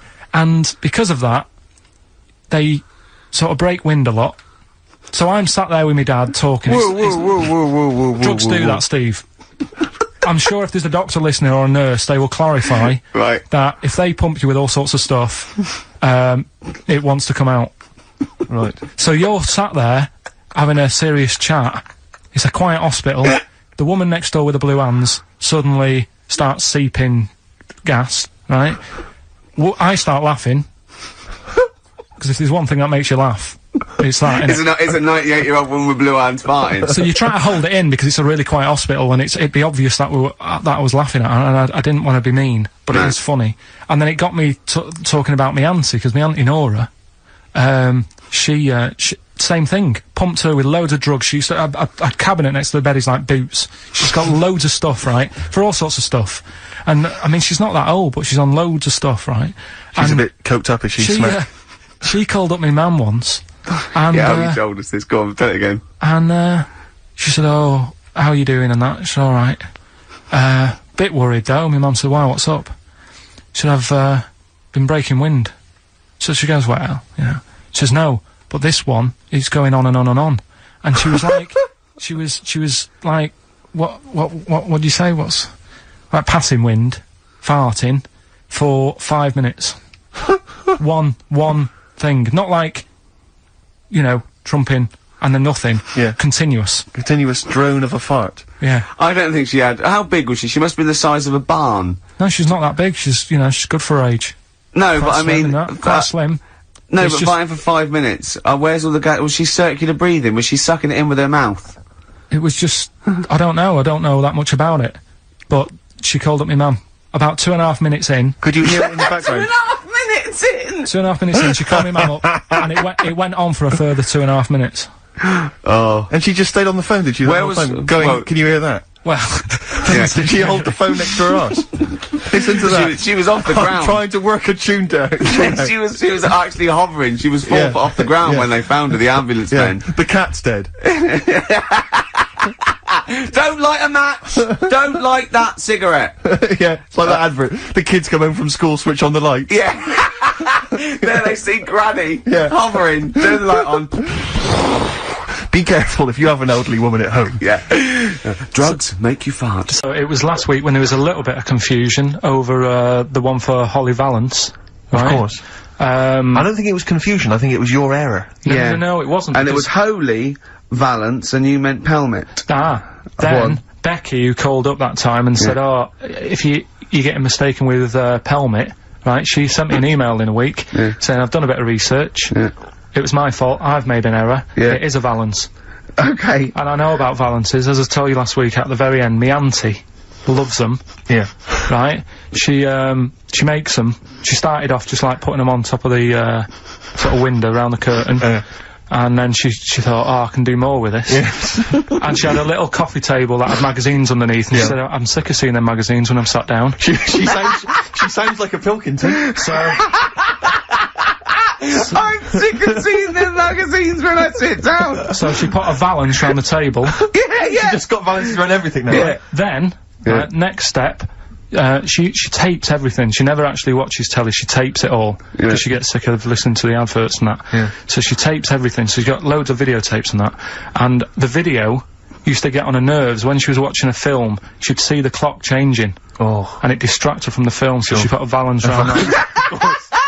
Yeah. That's genius! Yeah. So, That is really... Or is it mental? Only Mrs. Einstein can tell I us. don't know. She's even made her little, Jack Russell look like a hovercraft. Yeah. If you It's stand still, great. that's So it. everything's got a balance. If you go round and you stand still for too long, the chances are you get a She'll put a Valance around your balance. head. Yeah. This is this is Auntie Who? And Nora. And this is the one that farted for 5 minutes. She did. Lest our listeners forget. Lest we farted forget. for 5 minutes, called his mum, saying I'm farting. 2 minutes into the fart. She said about 2.5 minutes in.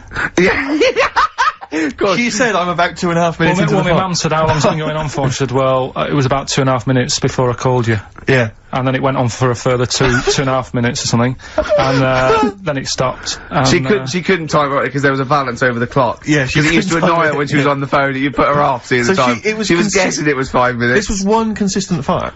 yeah. I mean, it wasn't making a noise, it was just... Oh, it wasn't making a noise. Just gas. Right, endless gas. So, there you That's go. fantastic.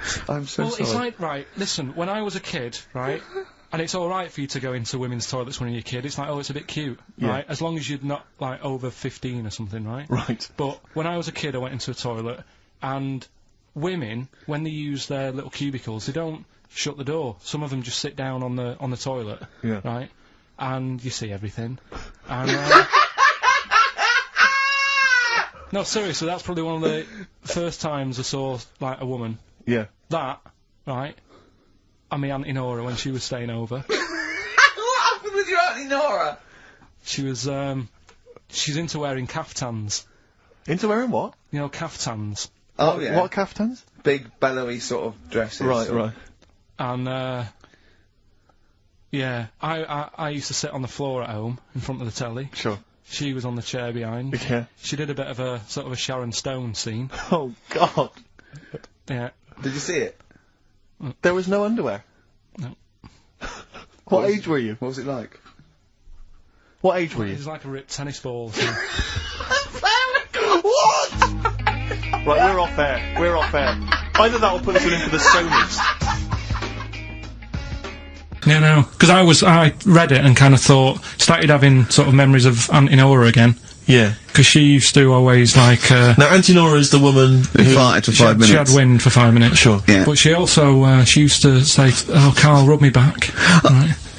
And, with her being quite old, it was all sort of mouldy and warty. It was mouldy. No, Moley. Moly. Right. And what did you do? I didn't like it. I hated it, in It fact. was like reading a braille book. Yeah. It was like putting your hand in a load of Cocoa Pops. Oh dear. All really big brown things. And I just thought framing hers would be sort of 3D-ish. Right. Yeah. What's that? A chunk of the moon? No. Yeah. Did you Artex that wall? Yeah. That's Auntie Nora. That's Auntie Nora's back. Oh God! Any piece of your body count that you'd like to leave behind? That's disgusting. Putting your hand in some. Is she the one with the split tennis ball when she wasn't wearing Shut knickers? up. That's the What? one. No, let's not discuss the tennis ball. Okay. So she used to get you to sort of knead her dough on her back. God, this is really bad. But like, what would she with her dress or whatever? Or She wore those sort of squid-looking things, like Sorry, what? what? Those squid-looking. That's Auntie Nora covered in octopuses. What are you talking about? What do you mean? It's like a nightgown type thing, But what's squid got to do with it? because it sort of looked like a squid around the edge. Oh, I know, frilly things. Yeah. And she just said, I'm aching there. Oh. She was never well. She was never. Do you know what I mean? She's always had something wrong with her. I don't ask her how she is. It's just like she's not going to be all right. Did she have wind when you were sort of neat? It must have been like playing an accordion. Yeah, get a little tune going.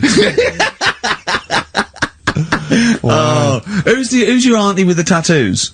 That's Hazel. Oh right, yeah. Let's leave that. Why? Oh, let's Why? not talk We'll about. leave it. What have I come across there? What's wrong with Auntie Hazel? What's up with Auntie Hazel? There's nothing wrong with her. It's just a What? just a lesbian, which is nothing wrong with that. Well, no, but you've made it sound like there is now by not wanting to say it. My auntie's a I know lesbian. what you're saying, though. I know what you're getting at. Just because I call her Uncle Hazel. Play a record. He's from Manchester. Please forgive him. Carl's back. He's cheering up a little bit because I think he's vented his spleen a little bit on cities around the world that aren't as good as Manchester. So, is any of your family left in Manchester? Because they all moved away, didn't they? You came here. Your dad's moved to Wales, for Christ's sake. Well, your family are all around the. Brother joined the army to get anywhere. Just take me anywhere. We don't know where he is. His sister's moved away, so no Ireland. one. Yeah, there you go. You see. So that's just one family. that's one family who love Manchester. Exactly. All right. Tell you what, Steve. Go on. I did find out in the week. Yeah. World record, right? Person with the longest trump. With the longest what? Wind. Fart. Right. Right? 2 minutes 42 is the world record. Okay. Right? Well, I'm immediately thinking about a relative of yours who I'm sure did longer than Who that. still lives in Manchester. Auntie Nora. Now, Auntie Nora did it for her in 5 minutes, wasn't it? Starfight for 5 minutes. But, unfortunately, she was the only person in the room. Whereas I think, which one's alive, Ross or Norris McWhirter? I don't know, actually. He has to be there. Yeah, I think he actually has to He'd be have present. to be there. Would you want to be there? Well, he'd have sort of equipment, and looking at his watch, going, finish? He goes, yeah. He goes, well, that was 4 minutes, Did she 59 go from like a seconds. size 10 to a size 6? Did Just she show some old dresses? like a hovercraft. Exactly. In a big dress. Yeah, Just yeah. slightly off. Yeah. So, it has to be invigilated. But again, you know, how was the Guinness Book of World Records one invigilated? I mean, who was supervising that? Who was He said, monitoring that? I can fart for 2 minutes. They went, well, we've got to see this. Went round, and, he just probably let it rip. It's probably circular breathing. He's probably sort of sucking in air and swallowing it as he's going. And it's a continuous one, isn't it? It's not like, yeah. I mean, that's how Nora's happened. Me Auntie Nora. She had a little bit of wind. It went on for like 2.5 minutes. Sure. That's when she called me Mum. As it was still going on. And said, there's something not right here. I'm leaking. She said, oh, can you send your dad round? You know, my dad. Yeah. Sent to me mum. With a cork. And, with a lighter. Yeah. I think this would be the best one I ever. want to show the kids something. He said, I'll be there in a bit, get the windows open. But what it was down to, because I was talking to Is my she mum the and one dad with the about split tennis ball? Yeah. Can we not talk about that again? I was talking to my mum and dad about it, saying, you know, why do you think it happened and that? And it's because she never chucks food away, right? And she'll sort of mash it all up. And she's got all these ice cream tubs in the fridge that are just full Cabbage of, like, water. old, mashed up food. Really? And she prepares everything. right? She doesn't work, she's retired now, she's got nothing to do all day, but everything's got to be ready Still for calls her. in sick. Do you know what I mean? Everything's got to be done. Even though, if you're going round to her house, and you're going there for tea, it's like, what time are you coming? And it's like, well, I don't know, maybe 5, maybe 6. Yeah, you're late, because you're late when you have to meet us at 5 or 6. Do you know what I mean? That's what... So, when you say she mashes up food, she literally takes the remnants of a dinner, could be sort of some... Anything. And just smashes it all up into a... Yeah. And then what does she do with it? Put it in the fridge, and she's got it in the fridge, it's like January, February, March, she's got all these ice cream boxes that are just full of... But she doesn't... She reheats it and eats it. Oh, then she, yeah, puts it in a pan. she was just keeping it as a souvenir of each meal she'd had. No, put it in a pan, warm it up. Oh, that's what it is, it's just... A lot of vegetation, is it? Yeah. Why has it only happened once, or does she save it up once a year, just let it go? I don't know. But she is mad, she's... Yeah, she sounds potty. She doesn't answer the phone anymore in case there's a burglar. Checking if she's in. It's like, well, answer it and then they'll know you are in and they won't come round. Yeah. Mental. Well, Mental. they can't be sure then, can they? What do you mean? Well, if there's no, okay, well, maybe it's someone just... They are in, but they're hiding, whereas if Auntie Nora goes, it's Auntie Nora. We can she'll be farting. We can sneak in when she does a loud one. Because we'll be aware to tell you, what's stopping it? It's got a valance round it, it's got caught on the cap. Alright? Carl's had a bad week. I'm gonna say it straight away. He tries to rule out stress in his life. Yeah. But he's had a bit too much stress this week, haven't you? One, a phone call from his mum, stressed him a little bit. Right. Something he said in a magazine about his auntie. Okay. Came back to haunt him. Auntie Nora? Auntie Nora, yeah. Don't name her. Oh, she knows who she is. No. Okay, we won't name her, right? We'll just say it's the one who farted for 5 minutes and as he saw a skirt when he was young and found it like a split tennis ball. So it could be any of me aunties. So other stressful things. But so anyway, what's the Auntie Nora thing? Sorry, Auntie X. Auntie X. What did she? Yeah. Why is she upset? Well, he mentioned her in Zoo. He did this thing for Zoo magazine, and he mentioned about when he looked up her dress. She had a... Yeah, by accident, remember? I'm not suggesting you were going around looking up your elderly relatives' dresses in case they weren't wearing... For people who've not heard Karl talk about this in the past, just explain quickly again what we're talking about. Right. He didn't want to talk about it at all. When I was a kid, right, Auntie Nora used to come round. My auntie used to come round. As if there's any ambiguity now. Yeah. My auntie used to come round and stay, right? And I'm sat on the floor watching the telly, right? She's sat on the sofa with a caftan on. I turn round, right, and it was there. It was looking back at me, right? And we've mentioned this, and Ricky sort of said, what did it look like? And, you know, a split tennis ball came to mind. That's what we talked about, right? So anyway, Zoo magazine, when they did the interview... And she's the one that used to put a valance on everything, isn't it? Well, not everything, obviously. So anyway, so I've done this... So you did an interview in Zoo? Yeah, and like they said, you know, again, it was like, you know, do you plan stuff and do you worry about stuff when, after you've done the show, you're worried you've upset anyone? And, you know, I was saying, really, I forget people are listening. And, you know, we're just having a chat with mates and that. I said, but now and again, I do worry, when I'm on my way home from the show and that, and I'm thinking about what we've talked about. And I was saying, you know, the Auntie Nora incident.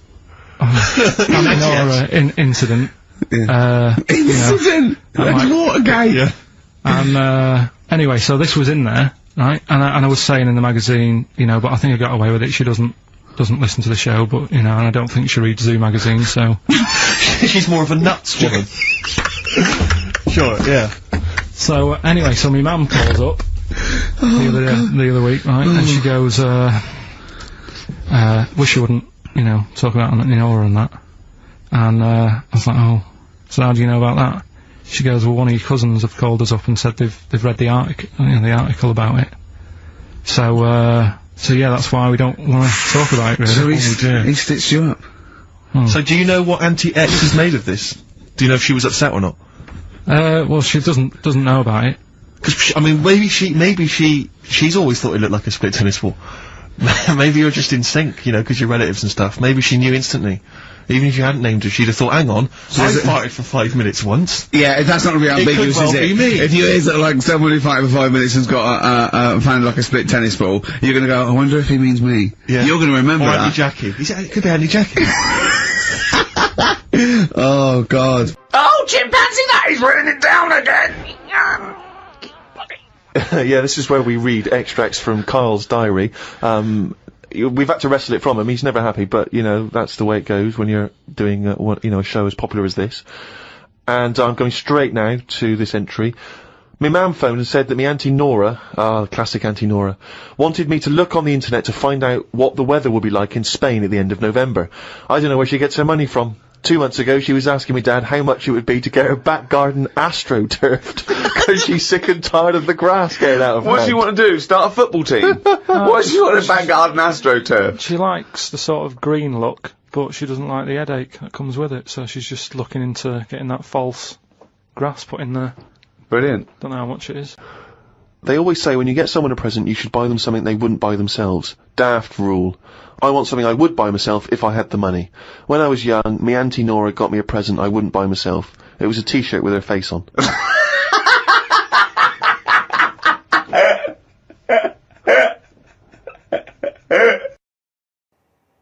Alright, thanks for clicking on the video. I get sick of doing these, if I'm honest with you. You're probably going, oh, what are you moaning for? All you've got to do is promote a DVD. But I hate it. It really does me head in doing these videos. And I tell you why. Amazon always say, oh, it'd be great if you do us a video. We'll put it on the front page and everything, loads of people will see it. They never do. That's why I sort of resent sitting here having to talk to you, because they say, no, we definitely will, this time we'll do it. I've done about 5 or 6 of these videos and they never put them on the home page. You stick it on the page where the DVD is, but by that point, you've already got to the page where the DVD is, so it's pointless flogging it to you. You're already close to buying it. If anything, this could just put you off. So what is the point? It sort of niggles me. The problem is Amazon, they flog too much stuff. It's the biggest shop in the world, isn't it? And what I want is the shop window. But they never, ever put me, I never get in the shop window of Amazon. They're basically shoving me, like, right at the back, near the fire exit. That's where they flog my stuff. You might come across it by accident, but it's never there. It's like they're never proud of it. The amount of work I put in, they're travelling about, they're not eating properly, they're not sleeping properly, getting ill. It's a lot of time and effort I put into this, but they never put me at the front page. They've got like, I don't know, they sort of show off all the stuff like The Wire, or, I don't know, Game of Thrones or whatever it is. It's all that stuff, that's what will be on the homepage. If you want something, you can normally get it on Amazon. Apart from Long Got Summer with Don Johnson on DVD, my mum wanted it. For some reason, they don't stock it. I don't know why that is. But anything else, they've got, anything you can think of, they're probably flogging it on Amazon. In fact, this is how I should do it. I should talk about how good Amazon is, and then I might get on the homepage thinking about it. So Amazon is probably the best online shop where you can buy stuff from turtle wax, car polish, to ceramic ducks. In fact, bigger than that. That isn't even that. You can get that in Homebase, both of them things. But imagine something at that end of a scale, and the other end, they cover it all. Apart from that Don Johnson film, that Long Got Summer film, they just can't. I don't know why they don't stock that. But if you want anything, Amazon is brilliant. So hang on, let me. So they can't edit this out. So for all the hottest titles in DVDs, The Wire, The Sopranos box set, and The Moaning of Life, that's out now on DVD. Click on it, buy it for yourself, buy it for someone else. Thank you. Oh, and here's a little taster of it if you haven't seen it. Karl Pilkington is back. He's travelling the world in search of answers to life's big questions. This cat's cross-eyed. I've never seen that before. This is the moaning of life. It's like, who's the mental one here? Is it me or everyone else? Out now on DVD and Blu-ray. Well, it's that time again. It's Karl's diary. Oh, what's he written today? Told Suzanne that I had read that we will have spoken to aliens by the year 2025. Ricky once told me that if a lion could speak English, it still couldn't have a good chat with us because its life is different to ours. If that's true, we've got no chance with an alien. I'd be worried that an alien could read my mind. I had that problem once years ago, when I worked in a studio making cassettes. Some mind-reading woman was having some cassettes made. She waited while I did them. She had a small dog. I knew she was trying to read my mind, so I just thought about the dog. I thought that would confuse her, because she wouldn't understand why I was thinking about her dog. That's amazing. So, firstly, how did you know she was a mind-reading woman? Everybody who came in having cassettes done, you'd find out about what the job is. So, you know, if it's a band or whatever, it might be a police station needing blank cassettes to interview people. Yeah. And she had them to sort of use during a thing where they do mind reading and stuff. So Right. you get a recording of it. Yeah. And she was just there and she was staring at me like that, just looking over. And a dog was sort of looking worried, and they pick up vibes, don't they? No. They do. And why was Were they looking... I'm not being funny. Were they looking at the roundness of your head, do you They think? were just looking at me, and I was sort of panicking a bit. And the more that I was thinking she's reading my mind, I was thinking she knows that I know that she's reading my mind. So I just stopped thinking about her reading my mind, thought about the dog. What were you thinking about the dog? Just running about on the beach. He remembers what he was thinking. No, just so she thought, oh, hang on a minute, it's not his mind, it's the dog's mind I'm picking up. Oh, so you thought she'd go, oh no, I'm getting it all tangled up. I've got a cross line here. I met up with my mate Laurie. He said he was in a pub at the weekend and saw a bloke whose hands were on the wrong arms. No! What do you mean? Well, he had his left hand on his right arm and the right hand on the left arm. I don't think this would be a problem if he's been like that from an early age. When I was in Ripley's in LA, I saw a bloke whose head was on back to front. That's more annoying, innit, than your hands. Innit? Now then, would you walk... How would you walk? Would you be walking backwards, Carl, so that you could walk... So you're basically walking forwards? I reckon I'd walk sideways so nobody would sort of tell the difference. It just looked like... Oh, God! He solved it again! He's thought it through. Got home and read my magazine. There was a story about a baby that was born that looked like a frog. What magazine's this? That made the news, that was in a proper newspaper in the end. It didn't really have a neck or top half of its head. It would look all right if it always wore a scarf and a hat. The world would be a more interesting place if there were loads of different types of humans like there are creatures. Then some people would be good at certain jobs.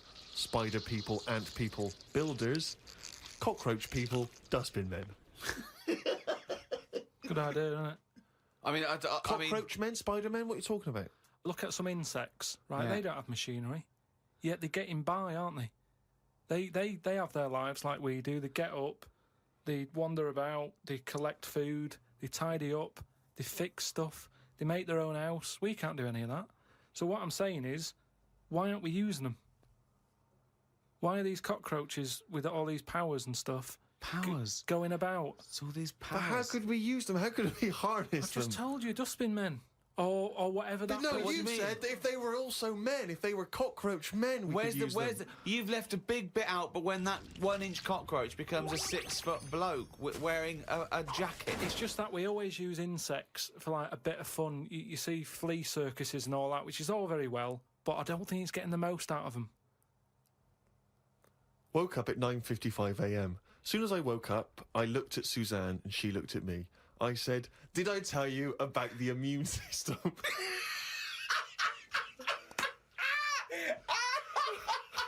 Suzanne started laughing. I said, "It's amazing." She said, "Not now." Oh, God!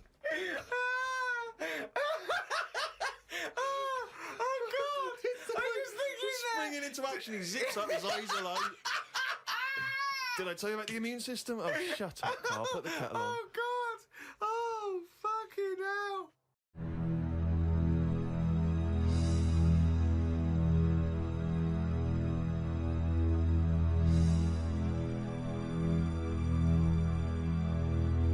Have you ever been in a hospital when it's been shut down, or a school when there's no kids in it, and there's that sort of bad atmosphere of, like, weirdness? Yeah. Right? For the sake of argument, yeah.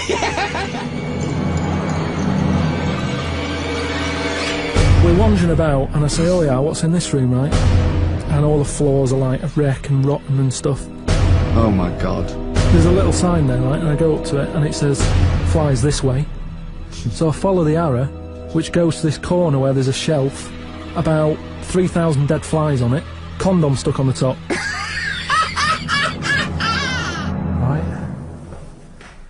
Right, you might remember in the first podcast, I was telling you about this scary house that my mate lives in, where he's like a security man. You're not like a security man, are you? What are you? Well, I just look after it. You just look after it and that. He just looks after it. So this is it, because I thought I'd show you around it, because just in case you thought I'd made it up and that, about the bit about the flies and all that, where there's flies on the shelf and stuff. So this is the sort of state I was telling you how it's a mess. This is it. Ceiling's caving in over there. It's just there.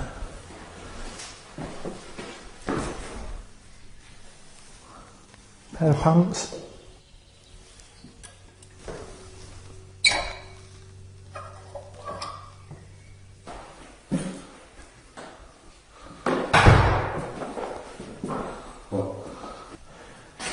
Right then, we've found the room that I was talking about on the podcast, with the dead flies and that on it. This is the sign that I was telling you about. Got a fly on it, right, little arrow. There's flies here, look. Little ladybird there. Oh, flies attacking the ladybird and that. Right, so you've got that. So follow it along. Right, you think, well, there's nothing there. And you've got, you can get the camera up there, right? Look at that lot. Dead flies. I'm just showing you this because some people have said, oh, you made it up and all that. But there's no way, just for the sake of the podcast, I'd go around collecting that many dead flies. There's a condom as well that I was talking about. Weird, isn't it?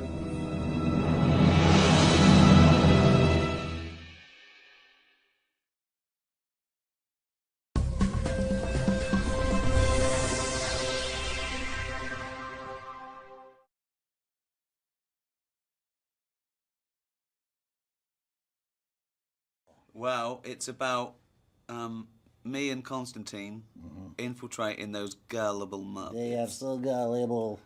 And we are going to pin crime on them. Yeah, and I pretend that I really think they're brilliant and I want to manage them and take them on a world tour. But really, it's just to get close to things like bank vaults. That is right. And the crown jewels. This is part of big nefarious plan. Yeah. That's what happens when two master criminals come together to work out. You know, we're working together. That is right. In the movie, this is. Yes. In real life, we're sort of friends. Yes, we are friends. We're Hollywood chums, aren't we? That is right. We are Hollywood chums. It's easy for you to say. No. Right. Okay. So, but yeah, in the movie, we're sort of at each other's throat, aren't we? Like, that is right. That is a good rivalry. Yeah. What? Good rivalry. Yeah. Right. To say it. Yeah. Tongue-tied. A little bit. Yeah. Yeah, but in real life, I've loved the Muppets for about 35 years. But when I met this guy, I hadn't met before we did this movie together. No. He is now my favourite Muppet of all time. Yes. And one of my best pals, really. I think so. Well, I'm one of your... You are really only human that I interact with. Yeah, I'm your only friend. You don't really... No. Like I do not let people in easily. I know, that's because he's had a really hard upbringing. He was born in a pond in Russia, one of 800 siblings. Yes. Many All of my tadpole brothers and sisters were eaten by fish. Yeah. My favourite was 6 weeks in Pinewood Studios Lovely. Near Slough. Yes, it was a lovely place. It's lovely, wasn't it? You know, I did not get a lot of sightseeing. No. I spent most of the time inside. In a box. In a basically. little box, yeah, yes. Sometimes I go, what Constantine doing now? And I think, oh, he's in a box. That's where I was. Yeah. Waiting. Just waiting to pound for your big moment. That's right. Is this close up? Here we go. And I come out, I say my line. I go back away. But he's amazing in the movie. Yes, I am. He sings, dances, he's a great impressionist. Yes. I do my own stunt. Do Kermit. Hello, Kermit the Frog here. I love a pig. Game changer. Yeah, do Al Pacino. Al Pacino in Godfather 3. Your favourite movie? Yes, my It's favorite. the best of them. It is the best of the Godfather series. Well, any sequel. You can only, it's a standalone. Sequels get better and better and better, like Rocky 6. And this is him. Yeah. I get out of there, and then they pull me back inside. Because it is cold, presumably. Exactly. Yeah, well, it's Constantine's little dig at me, really. I think so. A little song about him being number 1 and me being number 2. That is right. It is wonderful tune. He's world's most dangerous frog. You are number just 2. kind of... Yeah, but that's in the movie. In real life, I'm number 1 and he's number 2.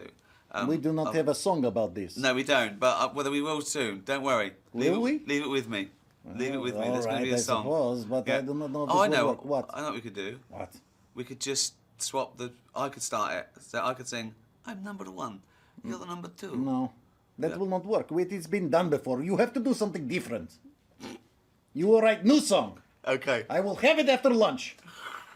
What are you going to have for lunch? Oh, flies. Yeah. I may have fly salad. Yeah. I may have like a grilled cheese with fly. Tempura, fly tempura. Ooh, that sounds delicious. Look, a little chopstick. Oh, this is deep fried fly. Yeah. Muppets Most Wanted is good movie. Yeah. It has lots of singing and dancing and plotting and punching and kicking and two frog for price of one. Yeah. And but just wait till the sequel, Muppets Less Wanted, yes. that we're gonna do. Because as we said, sequels get better and better. So Yep. that's what's that? Oh, that's just gonna be us We're two, just isn't going it? to kind of drive around. We're gonna get rid of the Muppets altogether, just me Just and you and me. We drive around. You drive. Yeah. We just go around the neighborhoods. We see people on the street and we yell things at them. That is the best movie idea I have ever Hey, heard. get a haircut! Yeah. What do you look like? What's going on? Oh, I'm sorry, ma'am. Look, you can have long hair. It's okay. I will always apologize if I'm wrong. Yeah, you made a mistake. If I'm in the wrong. Yeah. Yeah. I'm fair. Don't go in that cake shop. You've had enough. Stuff like that. Yeah. Yeah. Yeah.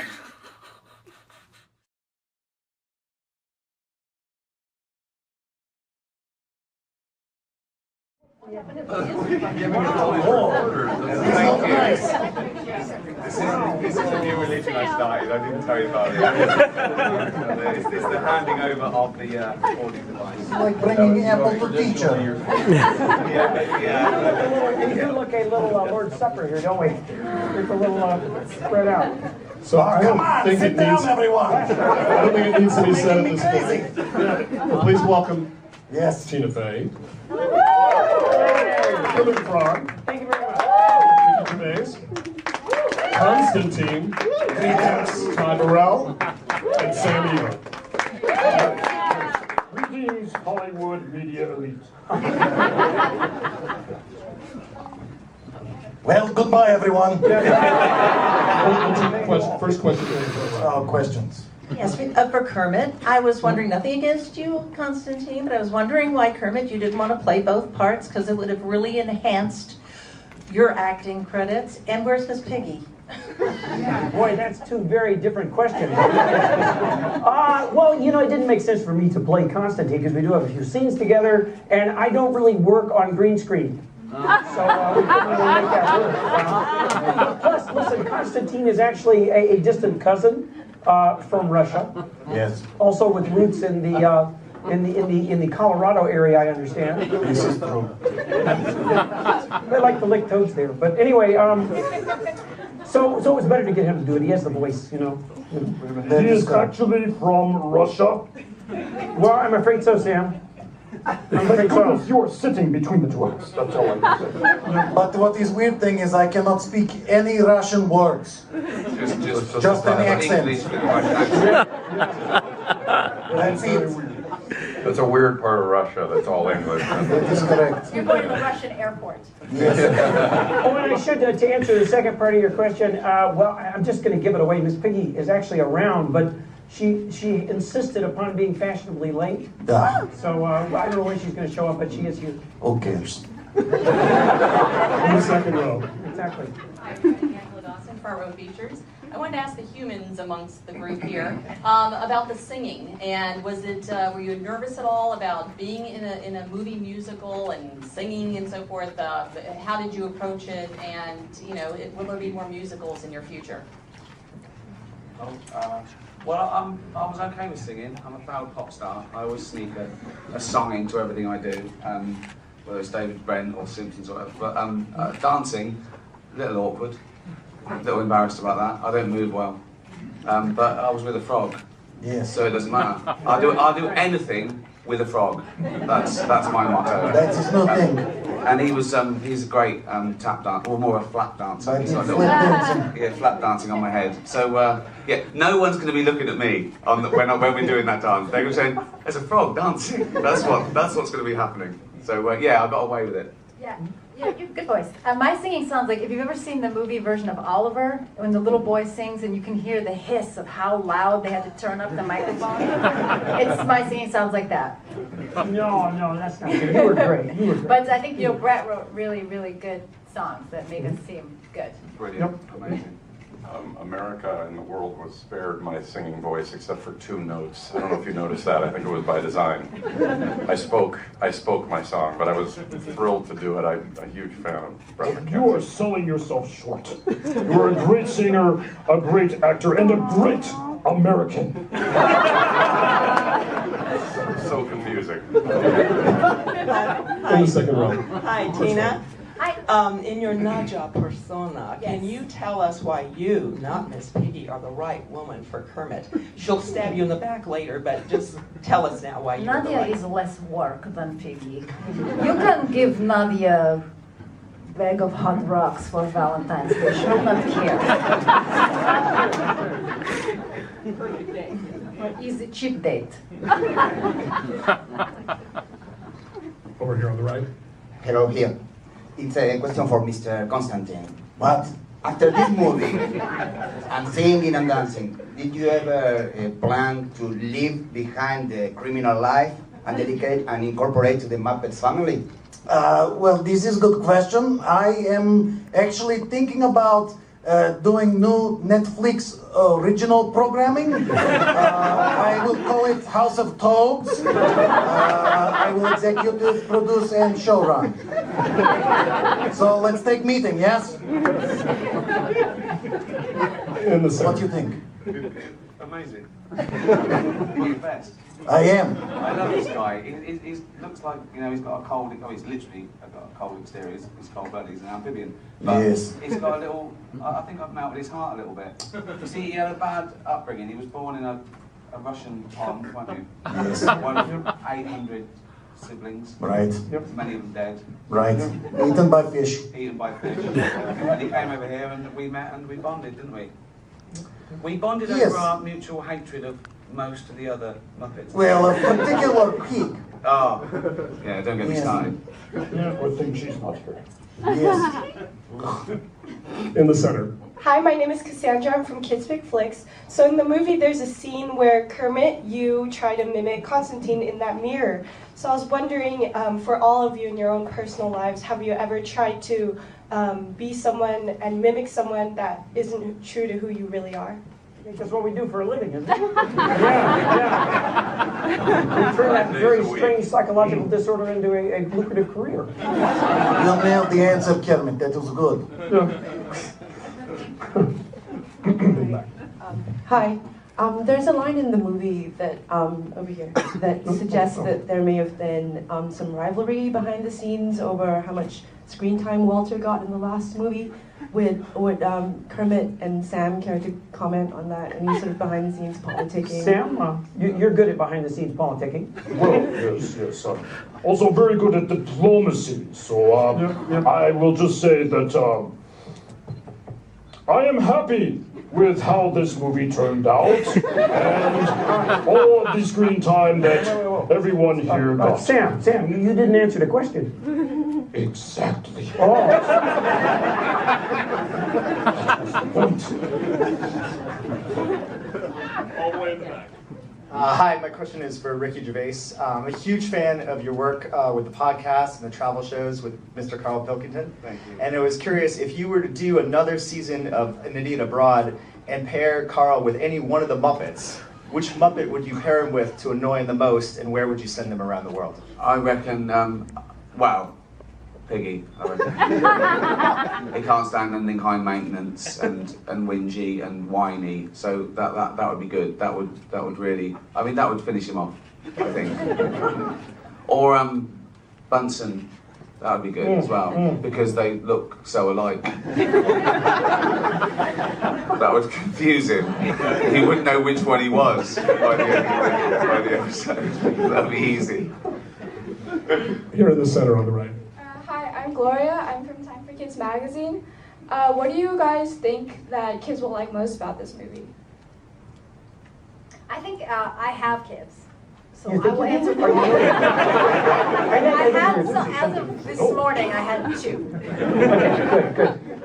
I think they're gonna like how funny the movie is, because you know, I think there's a lot of jokes in the movie, and kids who are like 8, 9, 10 years old, they take a lot of pride in getting the jokes. It makes them feel big. Yeah, it doesn't patronise kids. It doesn't Yeah. aim at an audience. It aims high, and I remember when I was a kid watching the Muppets, I had older brothers and sisters, and they were laughing, and I sort of knew that it was cool as well as, you know, good for me. So I think kids relate to that. They like things that adults like as well. So I, for one, do not get any of the jokes in this movie. I just want to say. I have the IQ of a 7-year-old, and I loved this movie so much.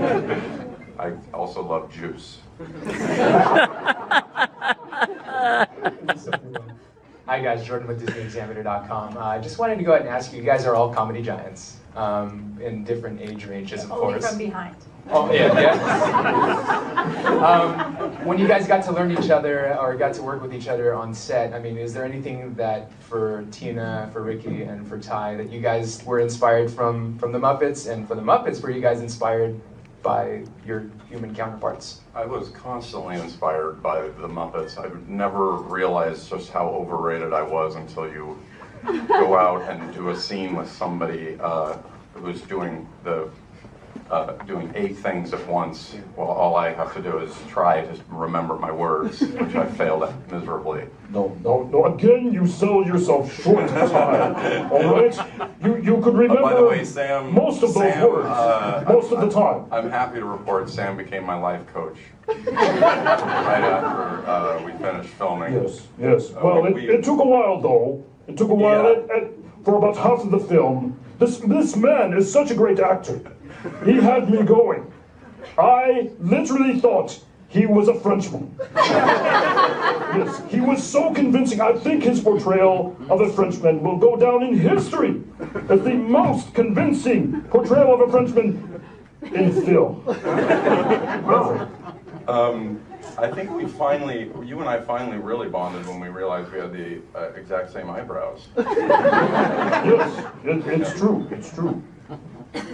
Yes, and one day when I showed up to set without mine, he was kind enough to let me borrow his. Yeah, I had surplus. Over here on the right. I read here in the back. Fabian Winter for Latin American. I have a question for Ricky. We see you in the movie carrying these big bags of money for the journalists, and at least I didn't get my share. And where is my kind of money? And do you care about reviews at all? Well, yeah. I mean, you like it when they get it, but I mean, if you only believe the good ones and don't believe the bad ones, then I think that's a slippery slope. The best thing to do is, you know, celebrate the people that like the film and you know that it was made for them. I don't do anything for reviews or audience or awards or anything. You know, you do it for yourself, really, if I'm being totally honest. And of course, you know, and like-minded people. But it's crazy. If you're worried about pleasing everyone, you're not going to please anyone, and it'll send you mad. You know, it'll drive you mad. And now, everyone's a journalist. Everyone's a reviewer. You know, with Twitter and Facebook, it's like glorified graffiti. If you care about that, you might as well go around every toilet wall in the world and get offended when they mention you. You know, it's so you mustn't. But yeah, you know, I'd love it to do get good reviews, and I'd be lying if I said otherwise, but you really mustn't worry about it. You really mustn't. It will drive you crazy. On the left here. But having said that, just say fucking nice things about it, please. It's not for me, but for the kids. Hi, Devin from mouseinfo.com. This question is for Kermit. Kermit, what are you most proud of? Well, you may be surprised to hear this, but I'm actually stretching myself quite a lot as a dramatic actor in this thing. I did many scenes with Tina. One particular scene stands out to me. It was a closed set. It was the scene where she licks me. But I just want to clear it up right here with the press that Tina is happily married. Jeff was there during the shooting. Closed set. My husband was there. He was being very kind of controlling and creepy. Yes, but supportive. Kind of star 80 thing. But, and I had never done a scene like that before either. No. I mean, I had filmed a lot of weird stuff at home, but to have a whole crew there, I was nervous, and Kermit really put me at my ease. I did hallucinate for 3 or 4 hours. A little bit, and that's odd because I had blood tests before, and I thought the toxins were low, but no, it was pretty creepy. I'm sorry. I'm going to have to leave now. I'm pulling double duty here, both promoting this film and also working in hotel security. There's been a bit of a ruckus in the lobby. I have to go. I apologize. So sorry. Bye, Sam. Thank you.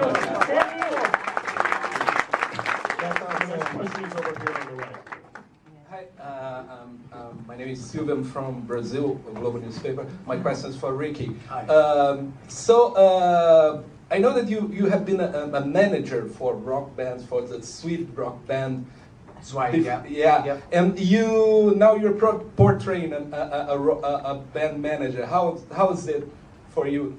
When did you get from this experience for the role in the movie? Oh yes, because I'm pretending to be a sort of sleazy LA agent. Not that there are any sleazy LA agents. To infiltrate the Muppets. It's quite nice playing a slime ball, a villain. I like that. I like playing flawed characters. You know, it's fun. It's sort of an exorcism. You're sort of saying, see, I'm not really like that myself, and I think that's I was just thinking about it. The Muppets did what I tried to do in extras sort of many years before, taking sort of famous people and making them make fools of themselves, and it sort of must have sunk in. And being on the flip side of it, like doing stuff like this and Curb Your Enthusiasm, you enjoy it and you want to be worse because you are sort of saying, look, I can't be like that, or I wouldn't be joking about it. And I think that's why they want to do it in a way. So it was great fun for me, and I bonded with this guy immediately. I loved him. I've loved the Muppets for 35 years, and I love you. I love you. I love your nephew Robin. He's got no neck. I love frogs. It was my favourite until I met this guy. But I'm sorry to say this, but I think Constantine might be my best buddy. No, you know what? I totally understand. You guys work closely together. I understand. I accept that. Yeah. I have no comment on this.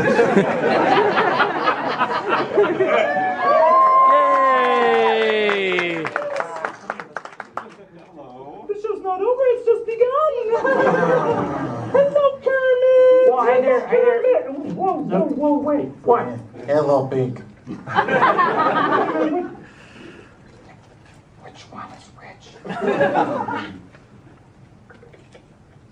Hello! No, I'm just kidding. I completely. Yeah, this was all during the entire shoot. She confused us, but it kind of took some of the pressure off me. Maybe a little bit at the beginning. No, listen, you still don't know who we are. She just sees green. It's wonderful. You know, it's actually not bad. Hi, Miss Piggy. We haven't actually met. I know we didn't really do much together on the movie. Refused to meet me. Nice. You look so pretty. Oh, thank you. Yes. I think you look pretty too. Oh, thank you. Until you're so far away. I'm sure you look pretty. The next question is over here on the left in the second row. Oh, I forgot there were questions. I thought we were just having dinner party. For the non-Muppet performers over here on this side here, Can't see anyone. how, especially those of you with children, what did it do for your street cred to be able to tell everybody that you were working with the Muppets, becoming close personal friends with the Muppets? Especially the kids, were they particularly impressed by you? My kids are still so unimpressed by me. I'm banking this one. I've learned this already from any other kids project, that if I want to save my ego, I'm going to bank this. I'm going to pull it out in 5 years or something. But so far, it's 1 minute of why is Daddy on screen and 90 minutes of I'm hungry. I haven't got children, but when I found out I was doing this film, I just went and hung around schools telling them just in playtime. So, hey kids, you don't know who I am yet, but you got the Muppets? Oh yeah, I went, well, what? You might. You would be impressed. Let's wait right here. Yeah, let's wait. Right. Yeah. The whole day. You wait. Soon. I have 4 children now. Wow. And they're very excited to see the movie, but as far as me being in it, it's mostly like, you know, oh, you're in the episode now. You be Queen Elsa. Either Queen Elsa or Mr. Smee. In the center here on the line. Here along the aisle. Good morning and congratulations. For Tina and Ricky, because in the past when you've been in this particular hotel, it's been hosting the Golden Globes and making fun of, or, you know, jokes at the expense of celebrities. Or winning Golden Globes. Right, or winning them, exactly. Yeah. Are you suppressing an itch right now to make fun of anyone? And Tina, since Kermit brought it up, the licking scene, yes. On your list of things, and I presume there is one that you want to lick before you die, how high was Kermit on that list? You still do that list? I've done lists, yeah. And I've done a bunch of them. I still have the 3rd rail of the New York subway. That's still on it. Anderson Cooper's neck. Still on the 3rd rail on the way. But it's pretty high up there. Yeah, so the Kermit was pretty high up there on the... Yeah. It was good for me. It was great for me. Sister.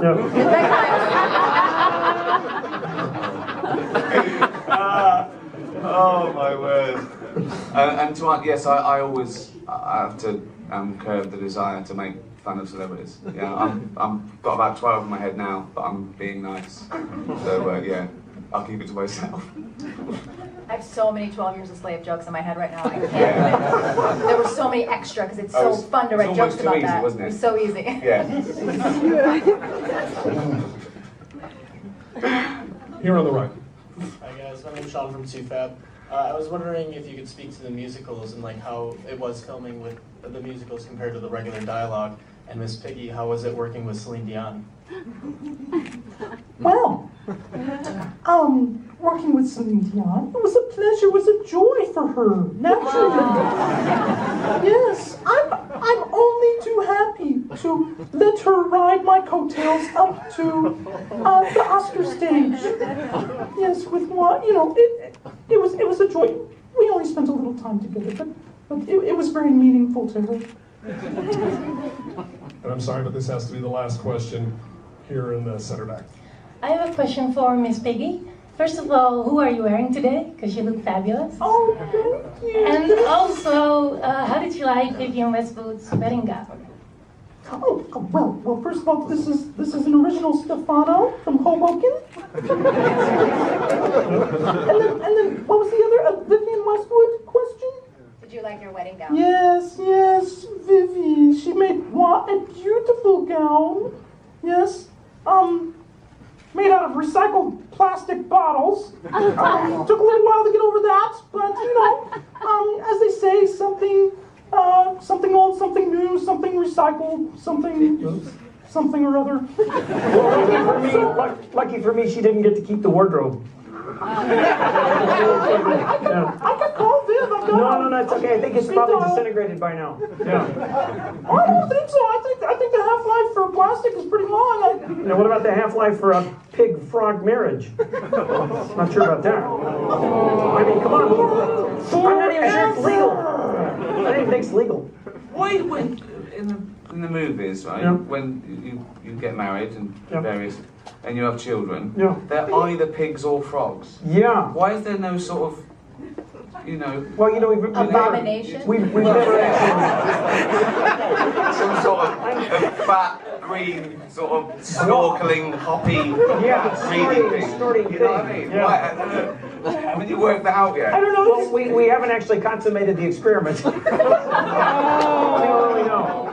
That was the filmmaker's visualization, all right? It's a house of cards. What are we doing? What are we doing? I'm just thinking. There he goes again. And on that note, thanks everybody. For those of you on the mics, hang on for a second. We're going to get your recording devices in just a minute.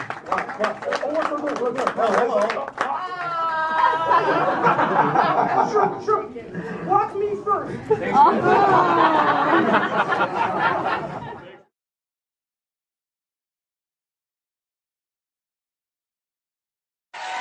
Nice one, Ricky Gervais and Stephen Merchant. They've had a great 2004. They got 2 Golden Globe Awards this year. Also, the Christmas Specials DVD has already sold 250,000. And tonight comes Bitter One. Tom Stoppard and Noel Gallagher together at last. What are you working on?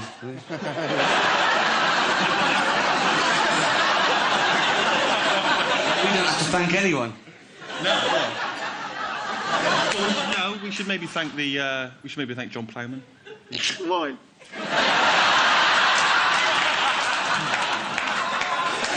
Maybe the BBC. I don't know if that.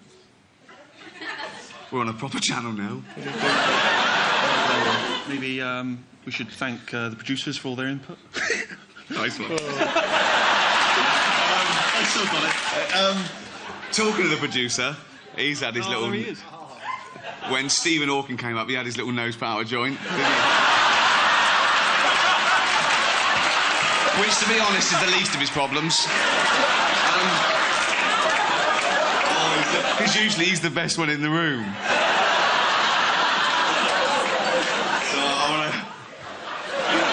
Don't worry, you're just the same as Stephen Hawking, but without all the clever stuff. Although he milked it a bit, didn't he? He's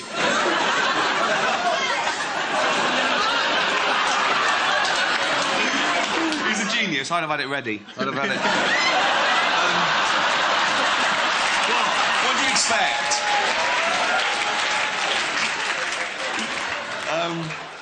I lost him for a little bit. Yeah, you want him back. I want him back. Thank you very much. This we've won an awful lot for the show over the past 3 years. Too much. It got embarrassing, to be honest. And I won a lot of individual awards, but this is for writing. No, on a serious note, this is for writing because I can speak for Stephen as well.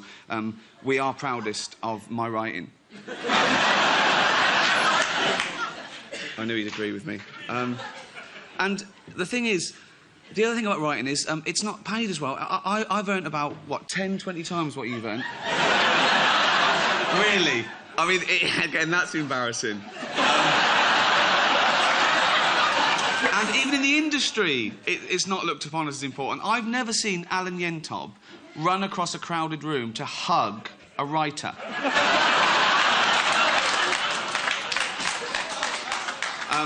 But thank you very, very much. Thank you very, very much indeed. And Merry Christmas. Thank you. Right? And Steve, who probably wasn't as cool as he is now. You're a bit of a freak. In those days. Yeah. Imagine. And it just covered him, and he just went like this. He went, well, now you've got to clear that up. Which I found even funnier. Yeah, but you did have to clear it up. I did. But I was crying with laughter as I was clearing it up and taking it out of your keyboard. Yeah, but I think I don't think I gave you enough of a reaction. No. Because you didn't really do stuff like that afterwards. No. I think you were looking for real annoyance. And Yeah. This is the weird thing about this relationship, is that despite the fact he's, 10 years older than me, I was often for a long time the adult. I say for a long time, I think so. Often the adult I think in the it's what, I think that's what drove the dynamic. And also I was the laziest person in the world. I remember once when we were writing, and Steve said, look, we've got a lot of work to do. He said, don't have too many sausages at lunchtime, wasn't it? And I actually fell asleep that day. Yeah, because there was jumbo sausages in the BBC canteen. You meant to have one. I said I can handle two, and I had two. He said, "Don't eat two, Rick." And I did fall asleep, didn't I, when we were writing? Yeah, he fell asleep under the table. I didn't realise he was asleep, and we were writing away, and part of the script, and I was reading out this bit that we'd written, and part of it involved someone knocking on the door. So I knocked on the table as I was reading it out, and he woke up thinking someone was coming in the office, banged his head on the side of the table. Oh dear, just like Lennon and McCartney. Yeah. Someone actually asked earlier on the live chat, are you concerned that Karl Pilkington is going to become a bigger star stateside than you guys? I want him to. I want him to be the biggest star in the world. I want him to be not just a star, but like an idol that people worship. Just little round things that is like like they put on their dashboard. Exactly, like Christianity uses a cross. It's just a little round orange sort of circle. Because I know he'll hate it. I just know he'll hate it. Apart from Leonardo DiCaprio, was there anyone you wanted for extras that you didn't get? Anyone that you approached, told you to bugger off and shove it up your arse? Says Jack Lovejoy. There was only one person who said no, and that was Keith Harrison Orville. Yes. Yes. And I think Sid Little, didn't he say no as well? Oh yes, he did. Yeah, I think it was a bit too much for him. He thought. Yeah. Was it after seeing a bit of the script that they were in? Probably. Yeah. Well, I usually pitched it to him over the phone before we wrote it, and but no, he wasn't. He wasn't into it. Orville was up for it. Oh, Orville would have been. I don't know speak anymore over that. Carol says, if you could pick the brain of any fictional character, who would you choose and why? Now, does that mean like that you could have the brain, or Sherlock Holmes, or what? And have it for yourself? God, I think. We asked Karl a question. If God exists, what would you want him to say to you when you got to heaven? And Karl went, "Is that how it works?" Like, what do you mean? He said, "Well, he wouldn't be on the door, would he?" I went, "No. You go up to his office." And Karl said that he'd say to God, "Well done with the world and that, but I think you've put in too much water."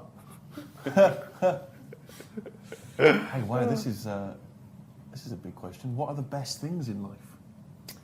What are the best things in life? First thing I thought of there, sausages. But I'm off I thought that might be the answer. I don't know.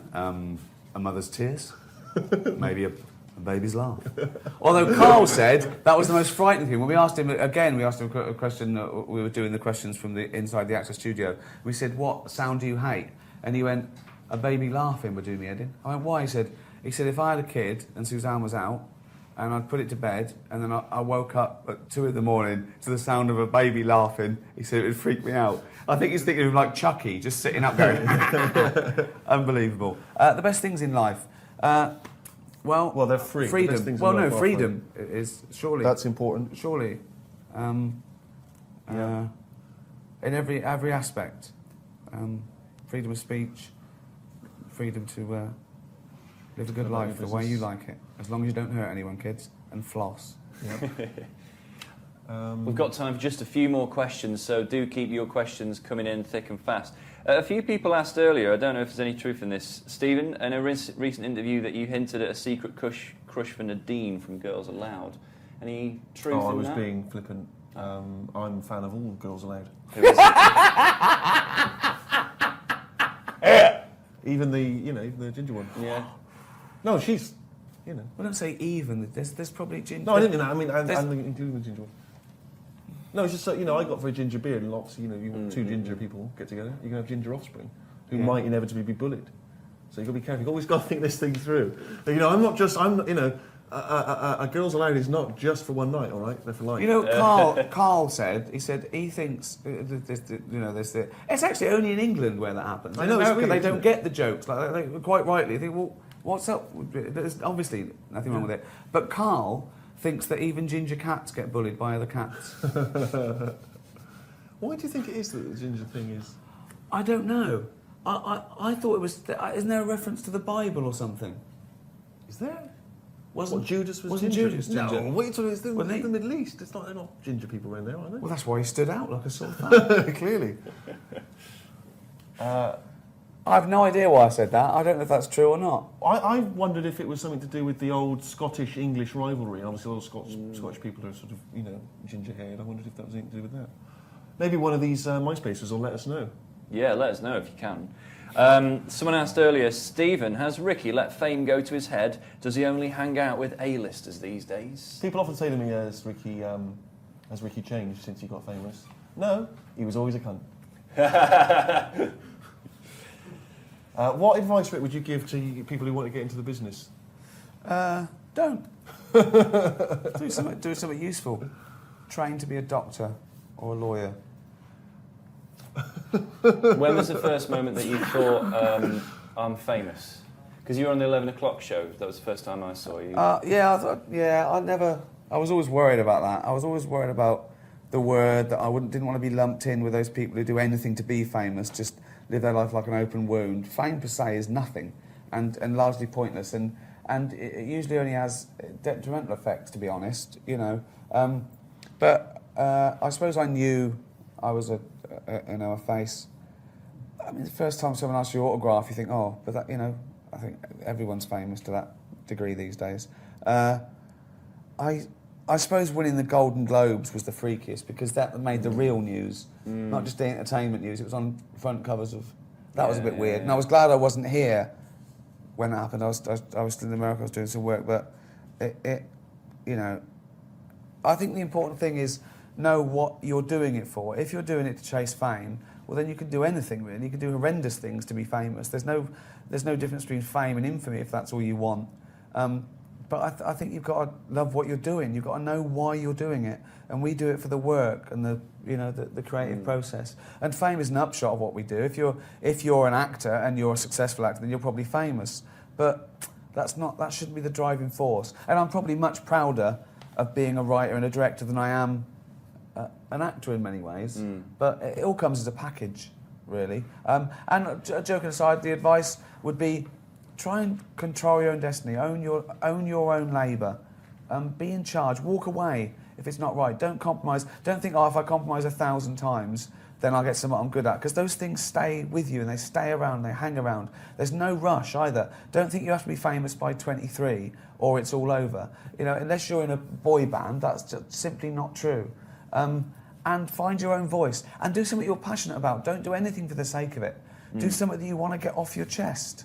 That's what I'd say. Steve, anything to add to that? Well, I just want to ask you a question from Jensen's Beard. Have you ever thought about having a facelift? No. I don't even like going to the doctors when I'm seriously ill. So the point of voluntarily going under the knife where you might die because your face is saggy, well, that's age, that's gravity. I mean, it's crazy. These people that have these things that have ribs out and, just unbelievable. Who cares? Do you remember that story, which is obviously a myth, about Prince having ribs removed so he could suck his own? Yeah. Why are you looking sheepish? It's not something you're considering? No, I'm just worried about you've just said. Well, it's obviously nonsense. That's good. It's patently nonsense, isn't it? Can he not suck his own? Sure. No, probably not. Ribs are in the way. You know what? Hobbob is on the Bobbler. Oh, again? He's on the chat. And Bob Meister! He's clarifying the ginger issue. He's saying red hair was thought to be a mark of beastly sexual desire and moral degeneration. From when, though? I don't know. He doesn't really... The 1980s? Yeah! Since Mick Hucknall. When, though? That's what we're... Yeah, I have absolutely no idea. He doesn't really go any further than that. If you've got any more info for us, mate, do clarify it in the few minutes Bob we've got Meister, left. sloppy. See your head a little bit. We want to get the noise, the microphone there. Right, ready? Hold on. Good. So you're just doing it? Hold on. Now, it's in position. What if it... Oh. Ready? Yep. Oh, God. Oh, no!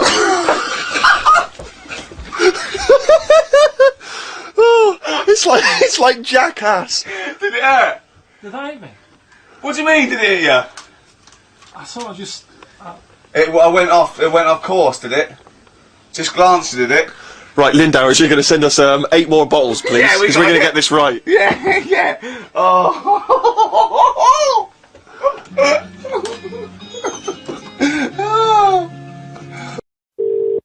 Hello. Hello. How are you? I'm alright. Oh, I'm fed up. You are? Why not? You're my neighbour. Yeah, I'm your neighbour, yeah. Why do you keep putting bins out? Who putting bins out? You. Knobhead. What are you on about? Who is it? Who's this? Chris. Who? Noah. Well, have you got the right number? Who are you ringing? I'm talking to you. Knobhead. Who am I? Knobhead. Well, you're a knobhead. I'm a policeman. You're a policeman, and if I get hold of you, get calling, I'll have you for this call now, because it's all taped, and I'll find out who it is. There's something wrong with you. Yeah, there's something wrong with you. You got a hairy bollock.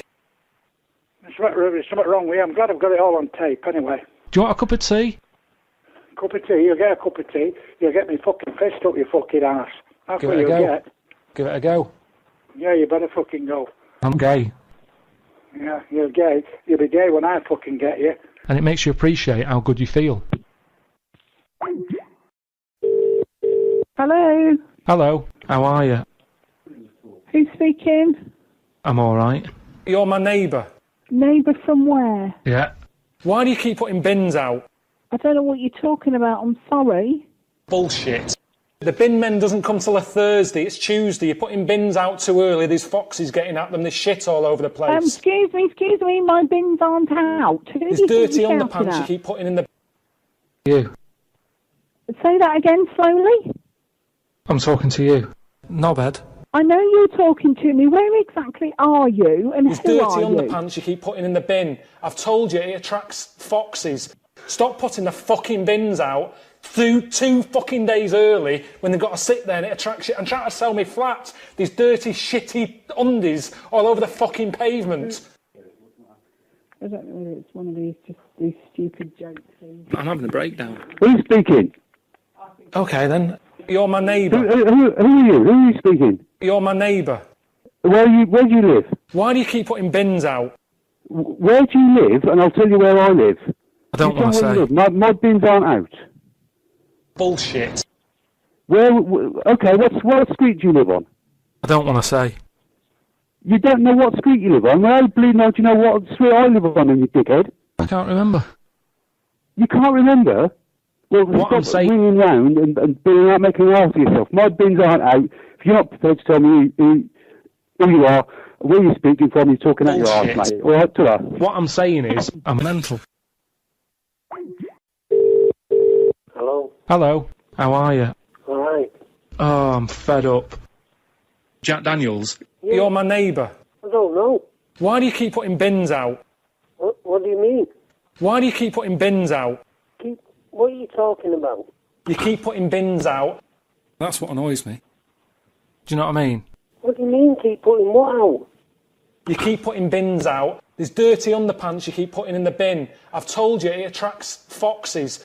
Stop putting the fucking bins out through 2 fucking days early when they've got to sit there and it attracts you. I'm trying to sell me flat. These dirty, shitty undies all over the fucking pavement. Well, it's not mine. Right. Bullshit. What? Bullshit. Who the fuck are you? Yeah. You're my neighbour. Yeah, I'm sure I told you. What do you mean I'm your neighbour? Do it again. Where are you? You're asking for trouble. Tell me who you are. I don't even know what you're talking about. You're my neighbour. What a knobhead. What do you mean I'm your neighbour? Knobhead. Don't... Hey, who are you and where The do you bins haven't live? been emptied. What? The bin men doesn't come till Thursday. Why do you keep putting bins What are you talking out? about? You do me head Where in. do you live? Fucking hell. You see, you're making me look like a divvy. I'm not your fucking neighbour. Bullshit. There's something wrong with you. What a knobhead. Hey, there's something wrong with you for phoning me. I'm surprised you haven't done it yourself. What I'm saying is, why do you keep putting bins A out? load of fucking shit, so Why? who do you think you're talking to? Jack Daniels. You're my neighbour. No, I'm not Jack Daniels. Do it again, and there'll be trouble. Listen, who are you and where are you? Yeah, I'm sure I told you. What? I'm talking to you. Not You bad. haven't told me anything. Where are you? Carl. Alright, I'm Carl. Be calm. Carl. Be calm when I get a phone call like this. Carl. Pilkington. What? Who are you? Why do you keep Where putting are bins you? out? Who am I talking to? Well, it's not Jack Daniels anyway. Bullshit. Jack Daniels. Why do you keep putting bins out? Let's get sick of it. Listen. You're asking for trouble. Are you fucked in the head or what? Piss off. Piss off. You just accused me of doing something like that and I don't even know who you are. Bullshit. I'm Oh. surprised you haven't done it yourself. Where do you live? Where do you live? There's something wrong with you. Because I'm busy. There's something wrong with you, you daft twat. No, but I get enough abuse now. I'm mental. You're fucking mental, alright. I'm having a breakdown. You're having a breakdown? I've been through a Fucking load of will do if trauma. I get hold of you. I can't handle it. Well, that's too fucking bad, mate. Where do you live? Do it again, and there'll be trouble. Do it again? What do you mean, do what again? You're asking for trouble. Am I? Stop putting the fucking bins out. Come and see me if you think you know where I am. So I'll see you there. Well, where am I? And where are you? Doesn't matter. Doesn't matter. That can go either way. What? I'd be very surprised. You'd be very surprised what? What I'm saying is, I'm not that happy with this. Happy with what? I mean, there's rubbish everywhere. What are you talking about? There's filth everywhere. Where are you living? I don't even know what you're talking about. You keep putting bins out. You're doing me head in. But what can you Putting do? things out where? What is wrong with you people? What's wrong with you? What are you on about? Look, where do you live, you daft cunt? Where are you from? Where are you from? Where have you From been? Mars? Yeah, well, what's wrong with that? Yeah, 'cause you asked me about it. You're a fucking nutcase, you. Don't phone me again. What else is there? You're a bleeding loony. What tea bags have you got? You what? What? Do you want a cup of tea? Hello? Oh, you're gone, aren't you? Do you want a cup of tea? Do you want to go to Park House?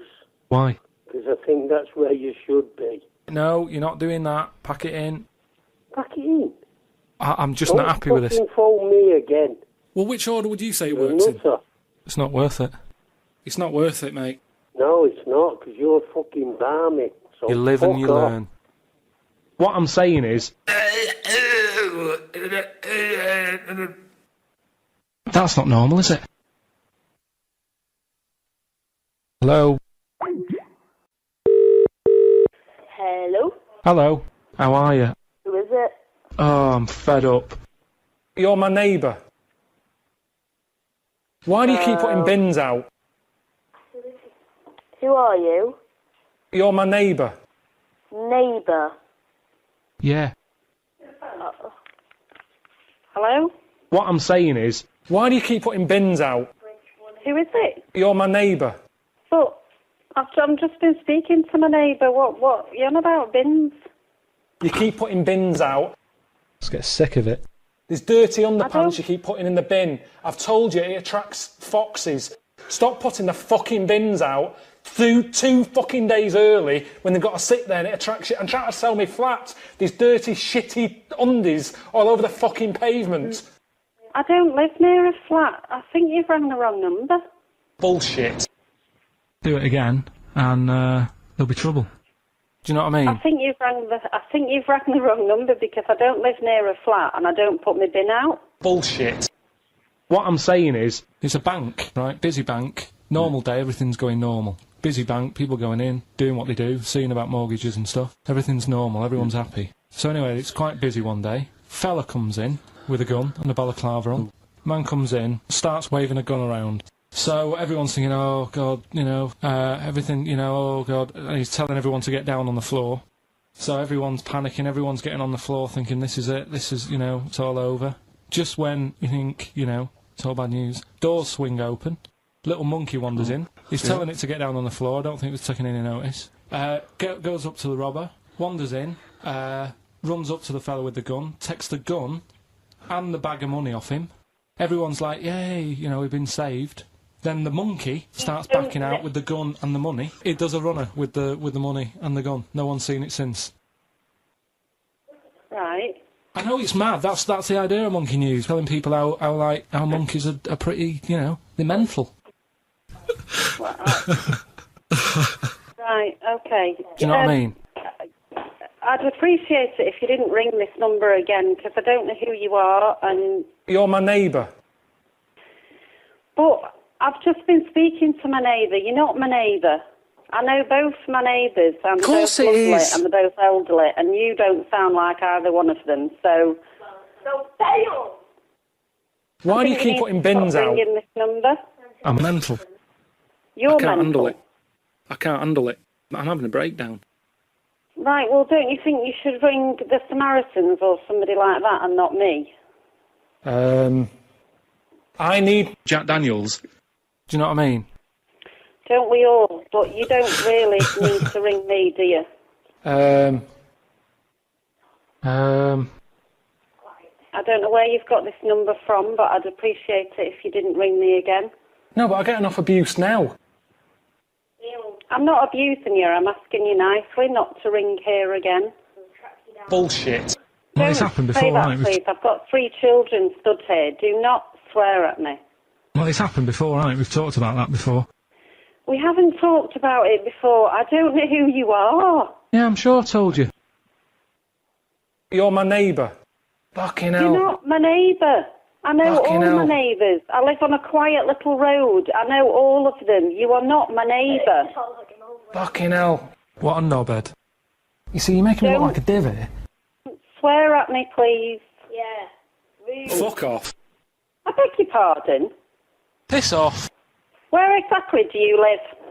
I'm not very good with words. Where do you live? Do you know what I mean? Yeah, because you asked me about it.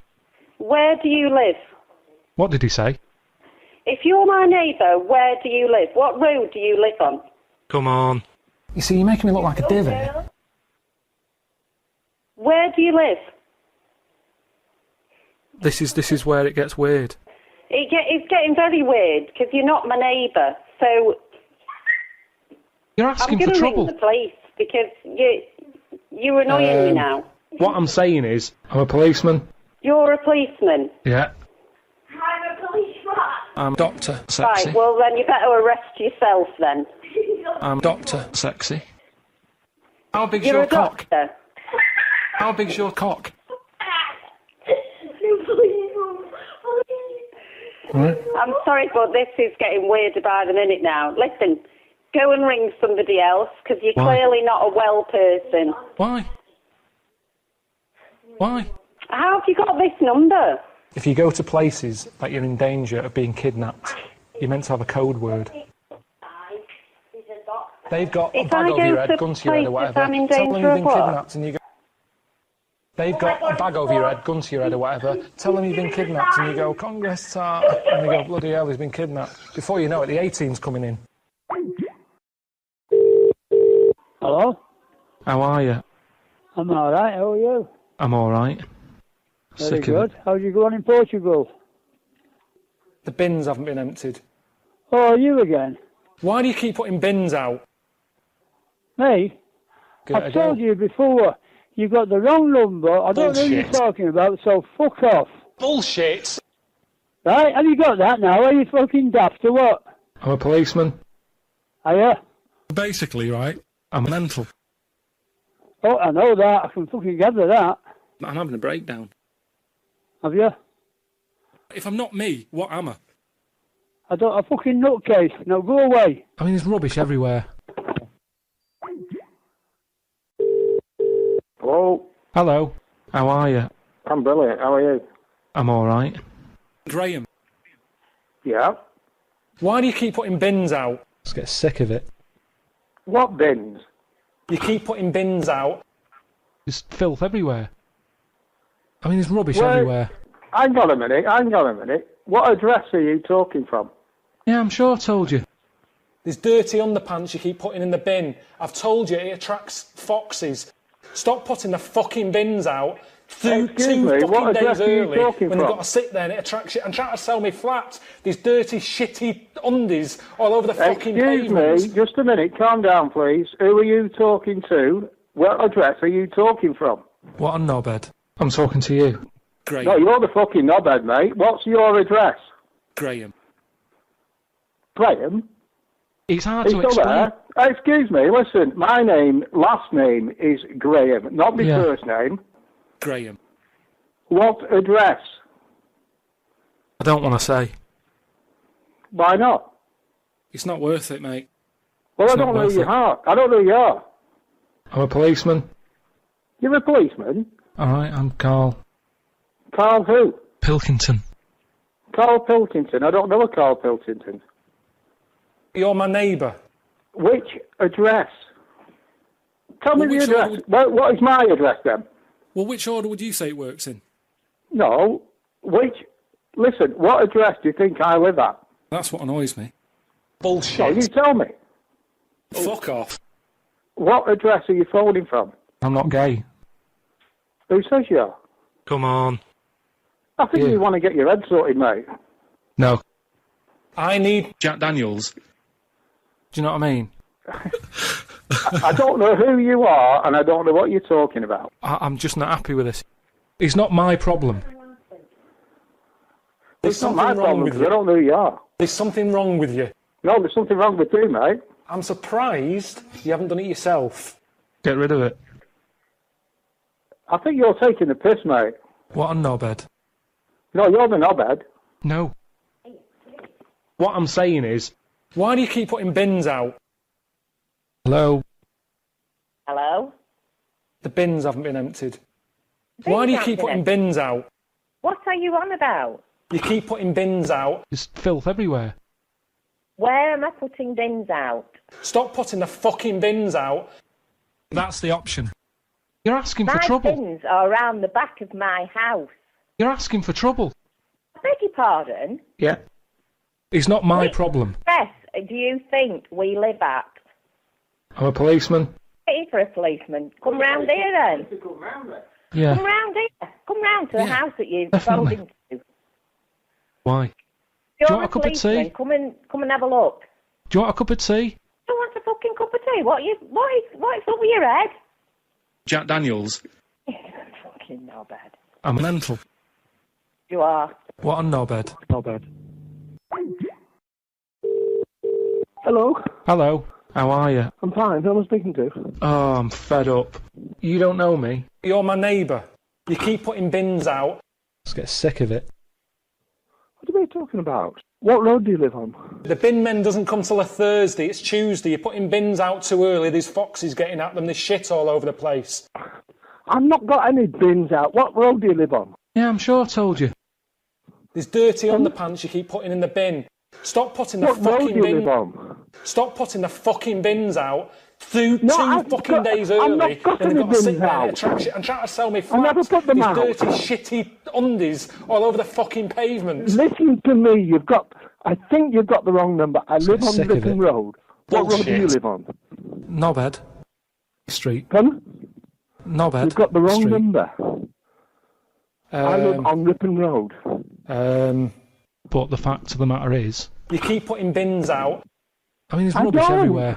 There's filth everywhere. I never put my bins out other than the day they collected. Nothing else. Ever. Bullshit. You've got the wrong person. What a knobhead. There's something wrong with you. I live on Ripon Road. What road do you live on? There's something wrong with you. I don't live... Who are you? No, but I get enough abuse now. You're my neighbour. Wait a minute. What road do you live on? I'm talking to you. Wait a minute. I live on Ripon Road. What road do you live on? If moths had eyes, would they be happier? How do they know they're not dead? Are you... I don't know who you are. I never leave bins out. I'm looking at now. There's no bins out now. You've got the wrong person. Of course it is. Basically, right? Who are you? I'm a policeman. You're a policeman? Yeah. Right, what's your address? Why do you keep putting bins out? I don't! Now we're just messing about. Fucking hell. I do not put bins out, you idiot! You see, you're making me look like a divot. You've got the wrong number. Bullshit. Stop putting the fucking bins out through 2 I do fucking not days put the early. bins And out. I've got to sit there and it attracts you. I'm trying to sell me flats. These dirty, shitty undies all over the fucking pavement. I don't know who you are, but I will contact the police if this carries on. It's not worth it. It's not worth it, mate. Okay. Give it a go. I will get your telephone number in a minute. Can you give me your telephone number? I'll phone you back. I mean, it doesn't seem like any of them is like a great option. Now we're just messing about. I don't leave bins out. I don't know who you are. I've never heard of your voice before. Tell me where you live, and I'll tell you whether you're our next door neighbour. But I don't think you are. I'm Doctor Sexy. You're my neighbour. You're Doctor. Look, I'm going to put the phone down. I'm trying not to be rude. I don't know what you're talking about. Why? I never put my bins out, so Why not? whatever you're talking about is rubbish. And I don't mean rubbish in the bin. Bullshit. I'm sorry. I don't want to offend you. Bullshit. I'm putting the phone down now. If you can't do it, don't do it. Fuck off.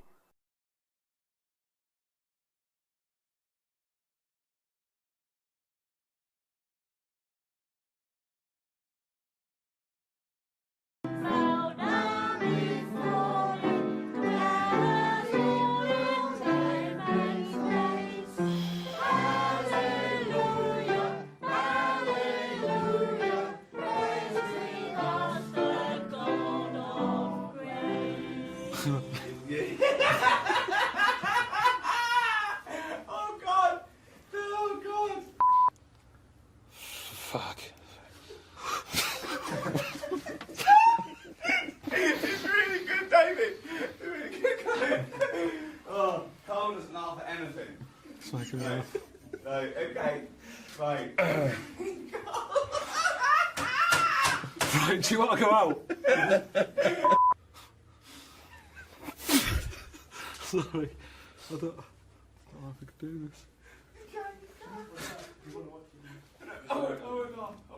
Fucking hell, she's looking good. See how Christian she is with a couple of these down her fucking neck.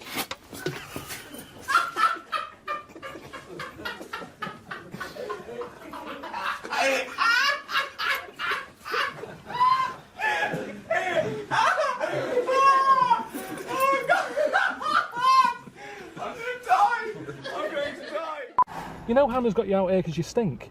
Making a smell in there. Like knocking about with a fucking crab stick.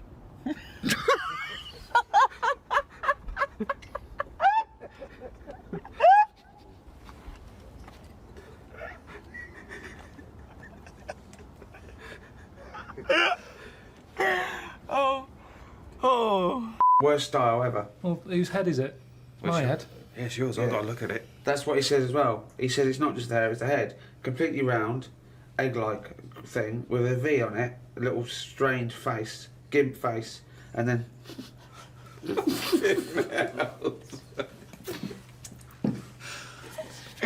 Okay, let's do it again. Don't worry about it anyway, it's nature. It's not nature, mate. It is nature. It is nature, that's exactly what it is. This bit fucked off, that bit stayed. Don't worry about it.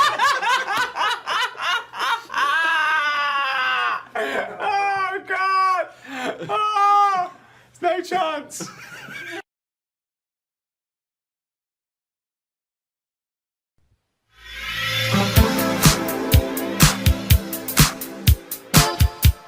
It is hard eating a little kangaroo knob. If I was there and Dex said, right Carl, eat the knob, I'd go, hang on a minute. I'm saying like, I could eat a knob at night.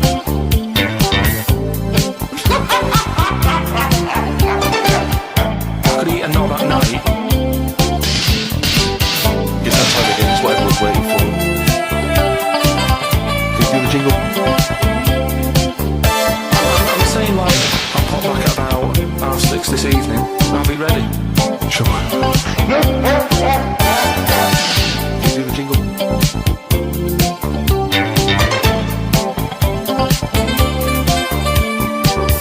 It's that time again, it's what everyone's waiting for.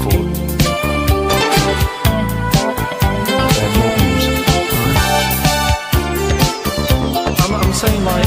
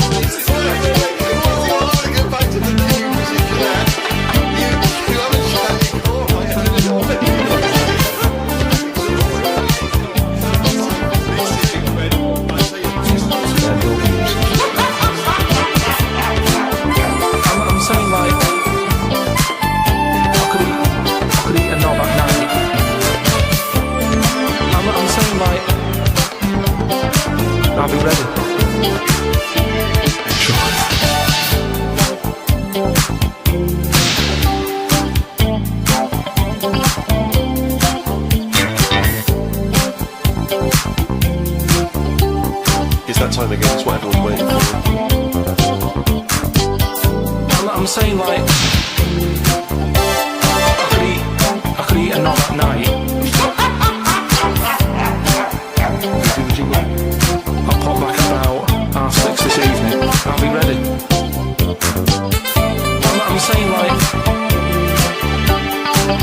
I could eat a knob at night.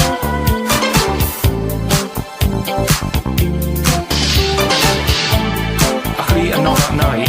Really? How'd you look?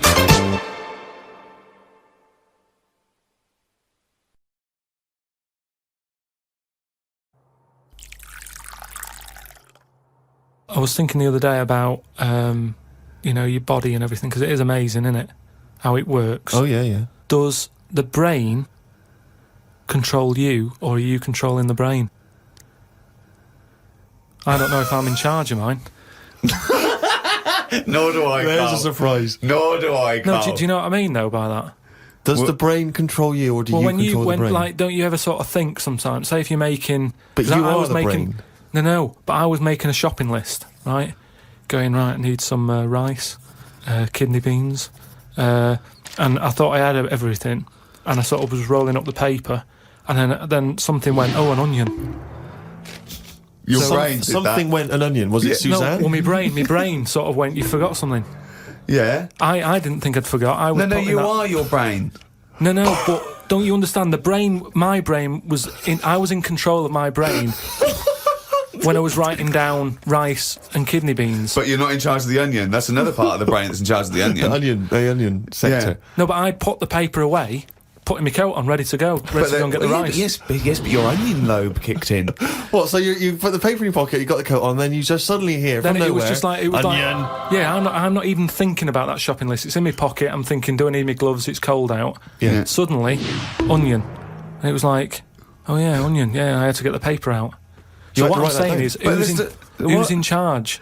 The brain, the mind, the brain is the... What are you doing? Who's in charge? That's just, you forgot the onion, and then you remembered the onion. You must have forgotten things in the past. No, but not like that. Not where... Like, it just made me think, that was weird. Who reminded me of that? You did. Yeah, but I'm not... No, you are your brain. It's not like there's you, then there's a brain, then there's an extra one looking down at it. Oh, the meta brain, the thing above it. No, but your brain...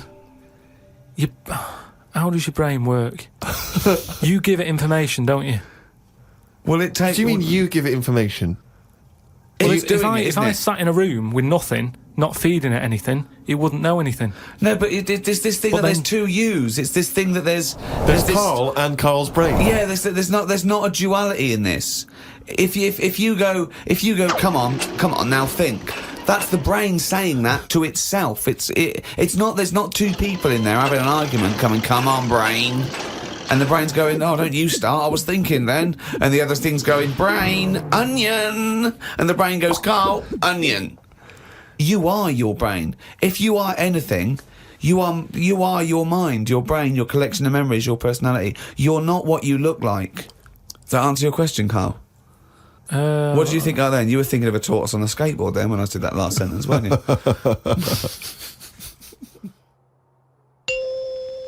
Interesting. Carl is studying. Okay, what's the next one? What's the educating Ricky? I don't know. See, like I say, I was looking around and there's stuff that is interesting. Right? I was looking on the web. But there's no point. Well, it's just that I found one about... What's the point? About a lad who, 8 years old, but he's still breastfed. Now, I don't know if you can get anything out of that. Is that what his mum said?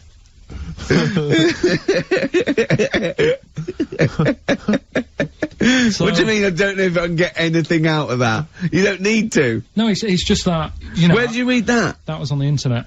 Oh, well, yeah. You're always unspecific when you mention it. It's just it was on the internet. Well, I'm trying to think what I put in. I think I put in Y to see if I'd confuse a computer. And then, Carl, you are... No, I did honestly. I did a search, put in Y, and it came up with funny things that, like, why is this person doing that? Why is that? And it had a picture of this 8-year-old lad, sort of, you know, on his mum's nipple. And, it was saying, you know, is this healthy? You sure that wasn't asking you that question? What? I put in why? Just to confuse the computer. Like the computer going, what do you mean? Yeah. Stop it. Yeah. Oh, look, last week, I was walking, home with him, and I went, he was saying something stupid, and I went, I've got a competition for next week. Let's do a phone-in, and it's called Karl Pilkington, Genius or Fool. Yeah. Right? And he went, no. I went, why not? He went, well, it'd be confusing, because they say there's no difference between genius and being a fool. You do though, don't you? No, but it's rubbish, and people say there's a fine line between madness and genius, and, you know, it's a ridiculous soundbite. They don't say there's a fine line between a genius and an idiot. Well, the people who do are idiots. Yeah. So what would you do there, though, just to sort of wrap that little thing up? What would you do? That lad loves his mum's milk. What are you asking me to come up with? No, I'm just... A title for the story? No, it's just what would you do? Right. What do you mean, what would I do? Well, it's causing a bit of a problem in the area, right? What area? In America, I think it was. Oh, America are a problem, are they? George Bush is worried about this kid who's breastfeeding at 8. Imagine it like this, right? Right. So, Carl, what are you asking me? About this spurious story you saw on the internet? I saw it on the internet. There's an 8-year-old lad, he likes his mum's milk. Yeah. And it's saying, is this right? Should it No, be it's going not. on? But what do you want Ricky to do about it? It's not his responsibility. Yeah. No, but the little town that he lives in, they're all causing an uproar, right? Going, this isn't right, you know, I can't let my kid play out in case he's in the garden with his mum getting a bit hungry, right? So, what should they do? Because his mum's saying, well, he likes it. Yeah. And he, you know, so what do you do? I don't know the laws. No, but I'm not asking you to sort out the laws. I'm just saying, if you lived in that neighbourhood, what would you say? If you went up to him and said, look, everyone's getting a bit fed up with this, look. I'd say, what would I do? What do you mean, what would I do? What are you asking me? Right, it doesn't matter. No, what are you asking me? What are you asking me and Steve and the public? I'm just saying, say if you live next door to this woman. Yeah. Right? The kid's hungry, 8 years old. He's out playing on his bike and he goes, Mum, I'm getting a bit peckish, and he goes, alright, son. She whops one out. And he starts having his milk, right? You live next door, you're putting your washing out, and you see this going on. You're getting a bit sick of it, because it's gone on for months. 8 years, I assume. Why is it your business? Why are you such a nosy neighbour that you're concerned? What would you do, Carl? Let's turn it back on him. What would you do? What's your solution? What would you do? Well, I thought I'd say, right, why are you doing this? And she'd say, because he likes it. And I go, alright then, put it in a bowl first. And you think that would sort that out? No, because I was thinking about the whole thing, right, and you do that when you're a baby, and everything's alright, innit? Yeah. No one bats an eyelid at a little baby having a bit of milk from its mum's breast, right? Yeah. You'd almost say it was natural. But you grow out of it. It's like, you don't see. It got me thinking about things you don't see. And you don't see. Did you put this into a computer? Show me things you don't see. What else don't you see? Well, you don't see, like, an old man having a Twix. You never... So what? You know the terrible thing about all this, Steve, is he's right. You don't see an old man I eating a know, Twix. that's a terrible thing. So what they have got, right, they've made old man toffees, haven't they? They've come up with Werther's. Is that a song? Oh God! You don't see it.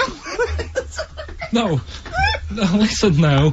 So they've got their Werther's, right? Yeah. So, look at him! You think he's giving a lecture at Oxford? It's not going anywhere. No, go on, sorry. Go on. I'm just saying, right, you grow out of things. Yeah. And the old man, I'm sure when he was a kid, he'd have a Twix. Yeah. But now it doesn't look right, so he's having... It doesn't look right! So... Right. I don't think Werther's originals were specially designed for old people. I think they were sweets that just happened to have been made for years. That's why old people eat them. Yeah. They didn't go, hang on, there's a market here. I've noticed old people aren't eating Twixes. Quick, let's make some old man sweets. But the little advert, he gives it to his grandson as well, doesn't he? He goes, I have a Werther's original. Now, I think it cuts, though, before he throws it back in his face and goes, get me a Twix. And a damn curly-whirly, Grandad, you old fool. Carl, it's what we've all been waiting for. Oh, chimpanzee that monkey news. Right, well, this one sent in from Sam in New York, right? And it's about a fire that happened, right? In a really, do you know, like in New York, they have loads of big buildings, don't they? Yeah. Right, really, really tall ones and Skyscrapers, stuff. Yeah. And there was a fire in one of them, right? So they did as expected. They called up, you know, fire brigade and that. They turned up, right? Fire engine parked up. It's like, right, where's the fire? And they said, oh, it's on like floor 100 or whatever. And they said, oh no, we've brought the fire engine with the short ladders. Stupid mistake, but go on. Right. So anyway, so they said, well, how are we going to get up there? Yeah. Yeah. We can't. But they've only brought the short ladders. No, we can't. Let's go home. Yeah. Okay, that was monkey news. So they said, well, there's a lot of like grippage. Because they made up words. The firemen, yeah, the NYPD firemen. There's a lot of grippage On the side of the building and stuff. So anyway, they said, why don't we just go and get a monkey, right? So they got a monkey. Yeah, that's a bit of a jump. Is They that just- policy now in the New York Fire Department? Well, you know, you've got to think quick, haven't you? At the end of the day, if people are up there, you don't start querying if it works or not. You try everything that you can to help someone out, right? That's the first thing I thought of. Was it a monkey? So it was quicker for them to go and get a monkey than to go back and get the long ladders. Why don't they get Okay, fair enough. Why don't they get Spider-Man? Yeah, call Spider-Man. Yeah, call Spider-Man. So anyway, so they got a monkey down there, and they said, right, Where'd well, they get it from? We don't know, from the local zoo or something. Oh, like yeah, that. yeah. So they said, look, let's, you know, we've got to remember there could be someone up there, Right. and it'll shock them a bit if a monkey comes in, right? Yeah. So they said, Yeah, I don't think they'd care. Get it If their building's on fire, they're not going to go, oh, it's weird, there's a monkey at the window. They'll be screaming, save me! Oh, there's a monkey. so Away anyway, from them. so they said, right, we'll just get it a little small uniform and that, the smallest you've got. But whoa, hold on though. Actually, where are you going to get that? I'm going back to the station. We'll get the long ladders while you're there. No time. No time. No, I bought the small uniform. I just didn't bring the long ladders. You're an idiot. So anyway, it goes up there. It's got all the kit on and what. It's got its little adder on and all that. It grabs. There was like a little person up there.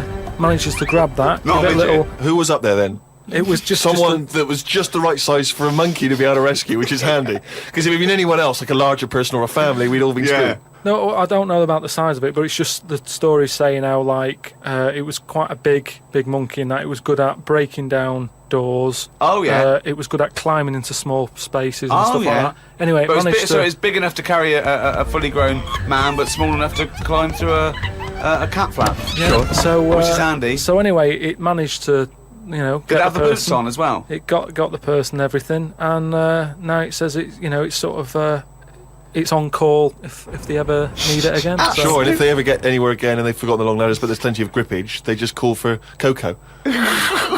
So that's this week's monkey news. Bollocks.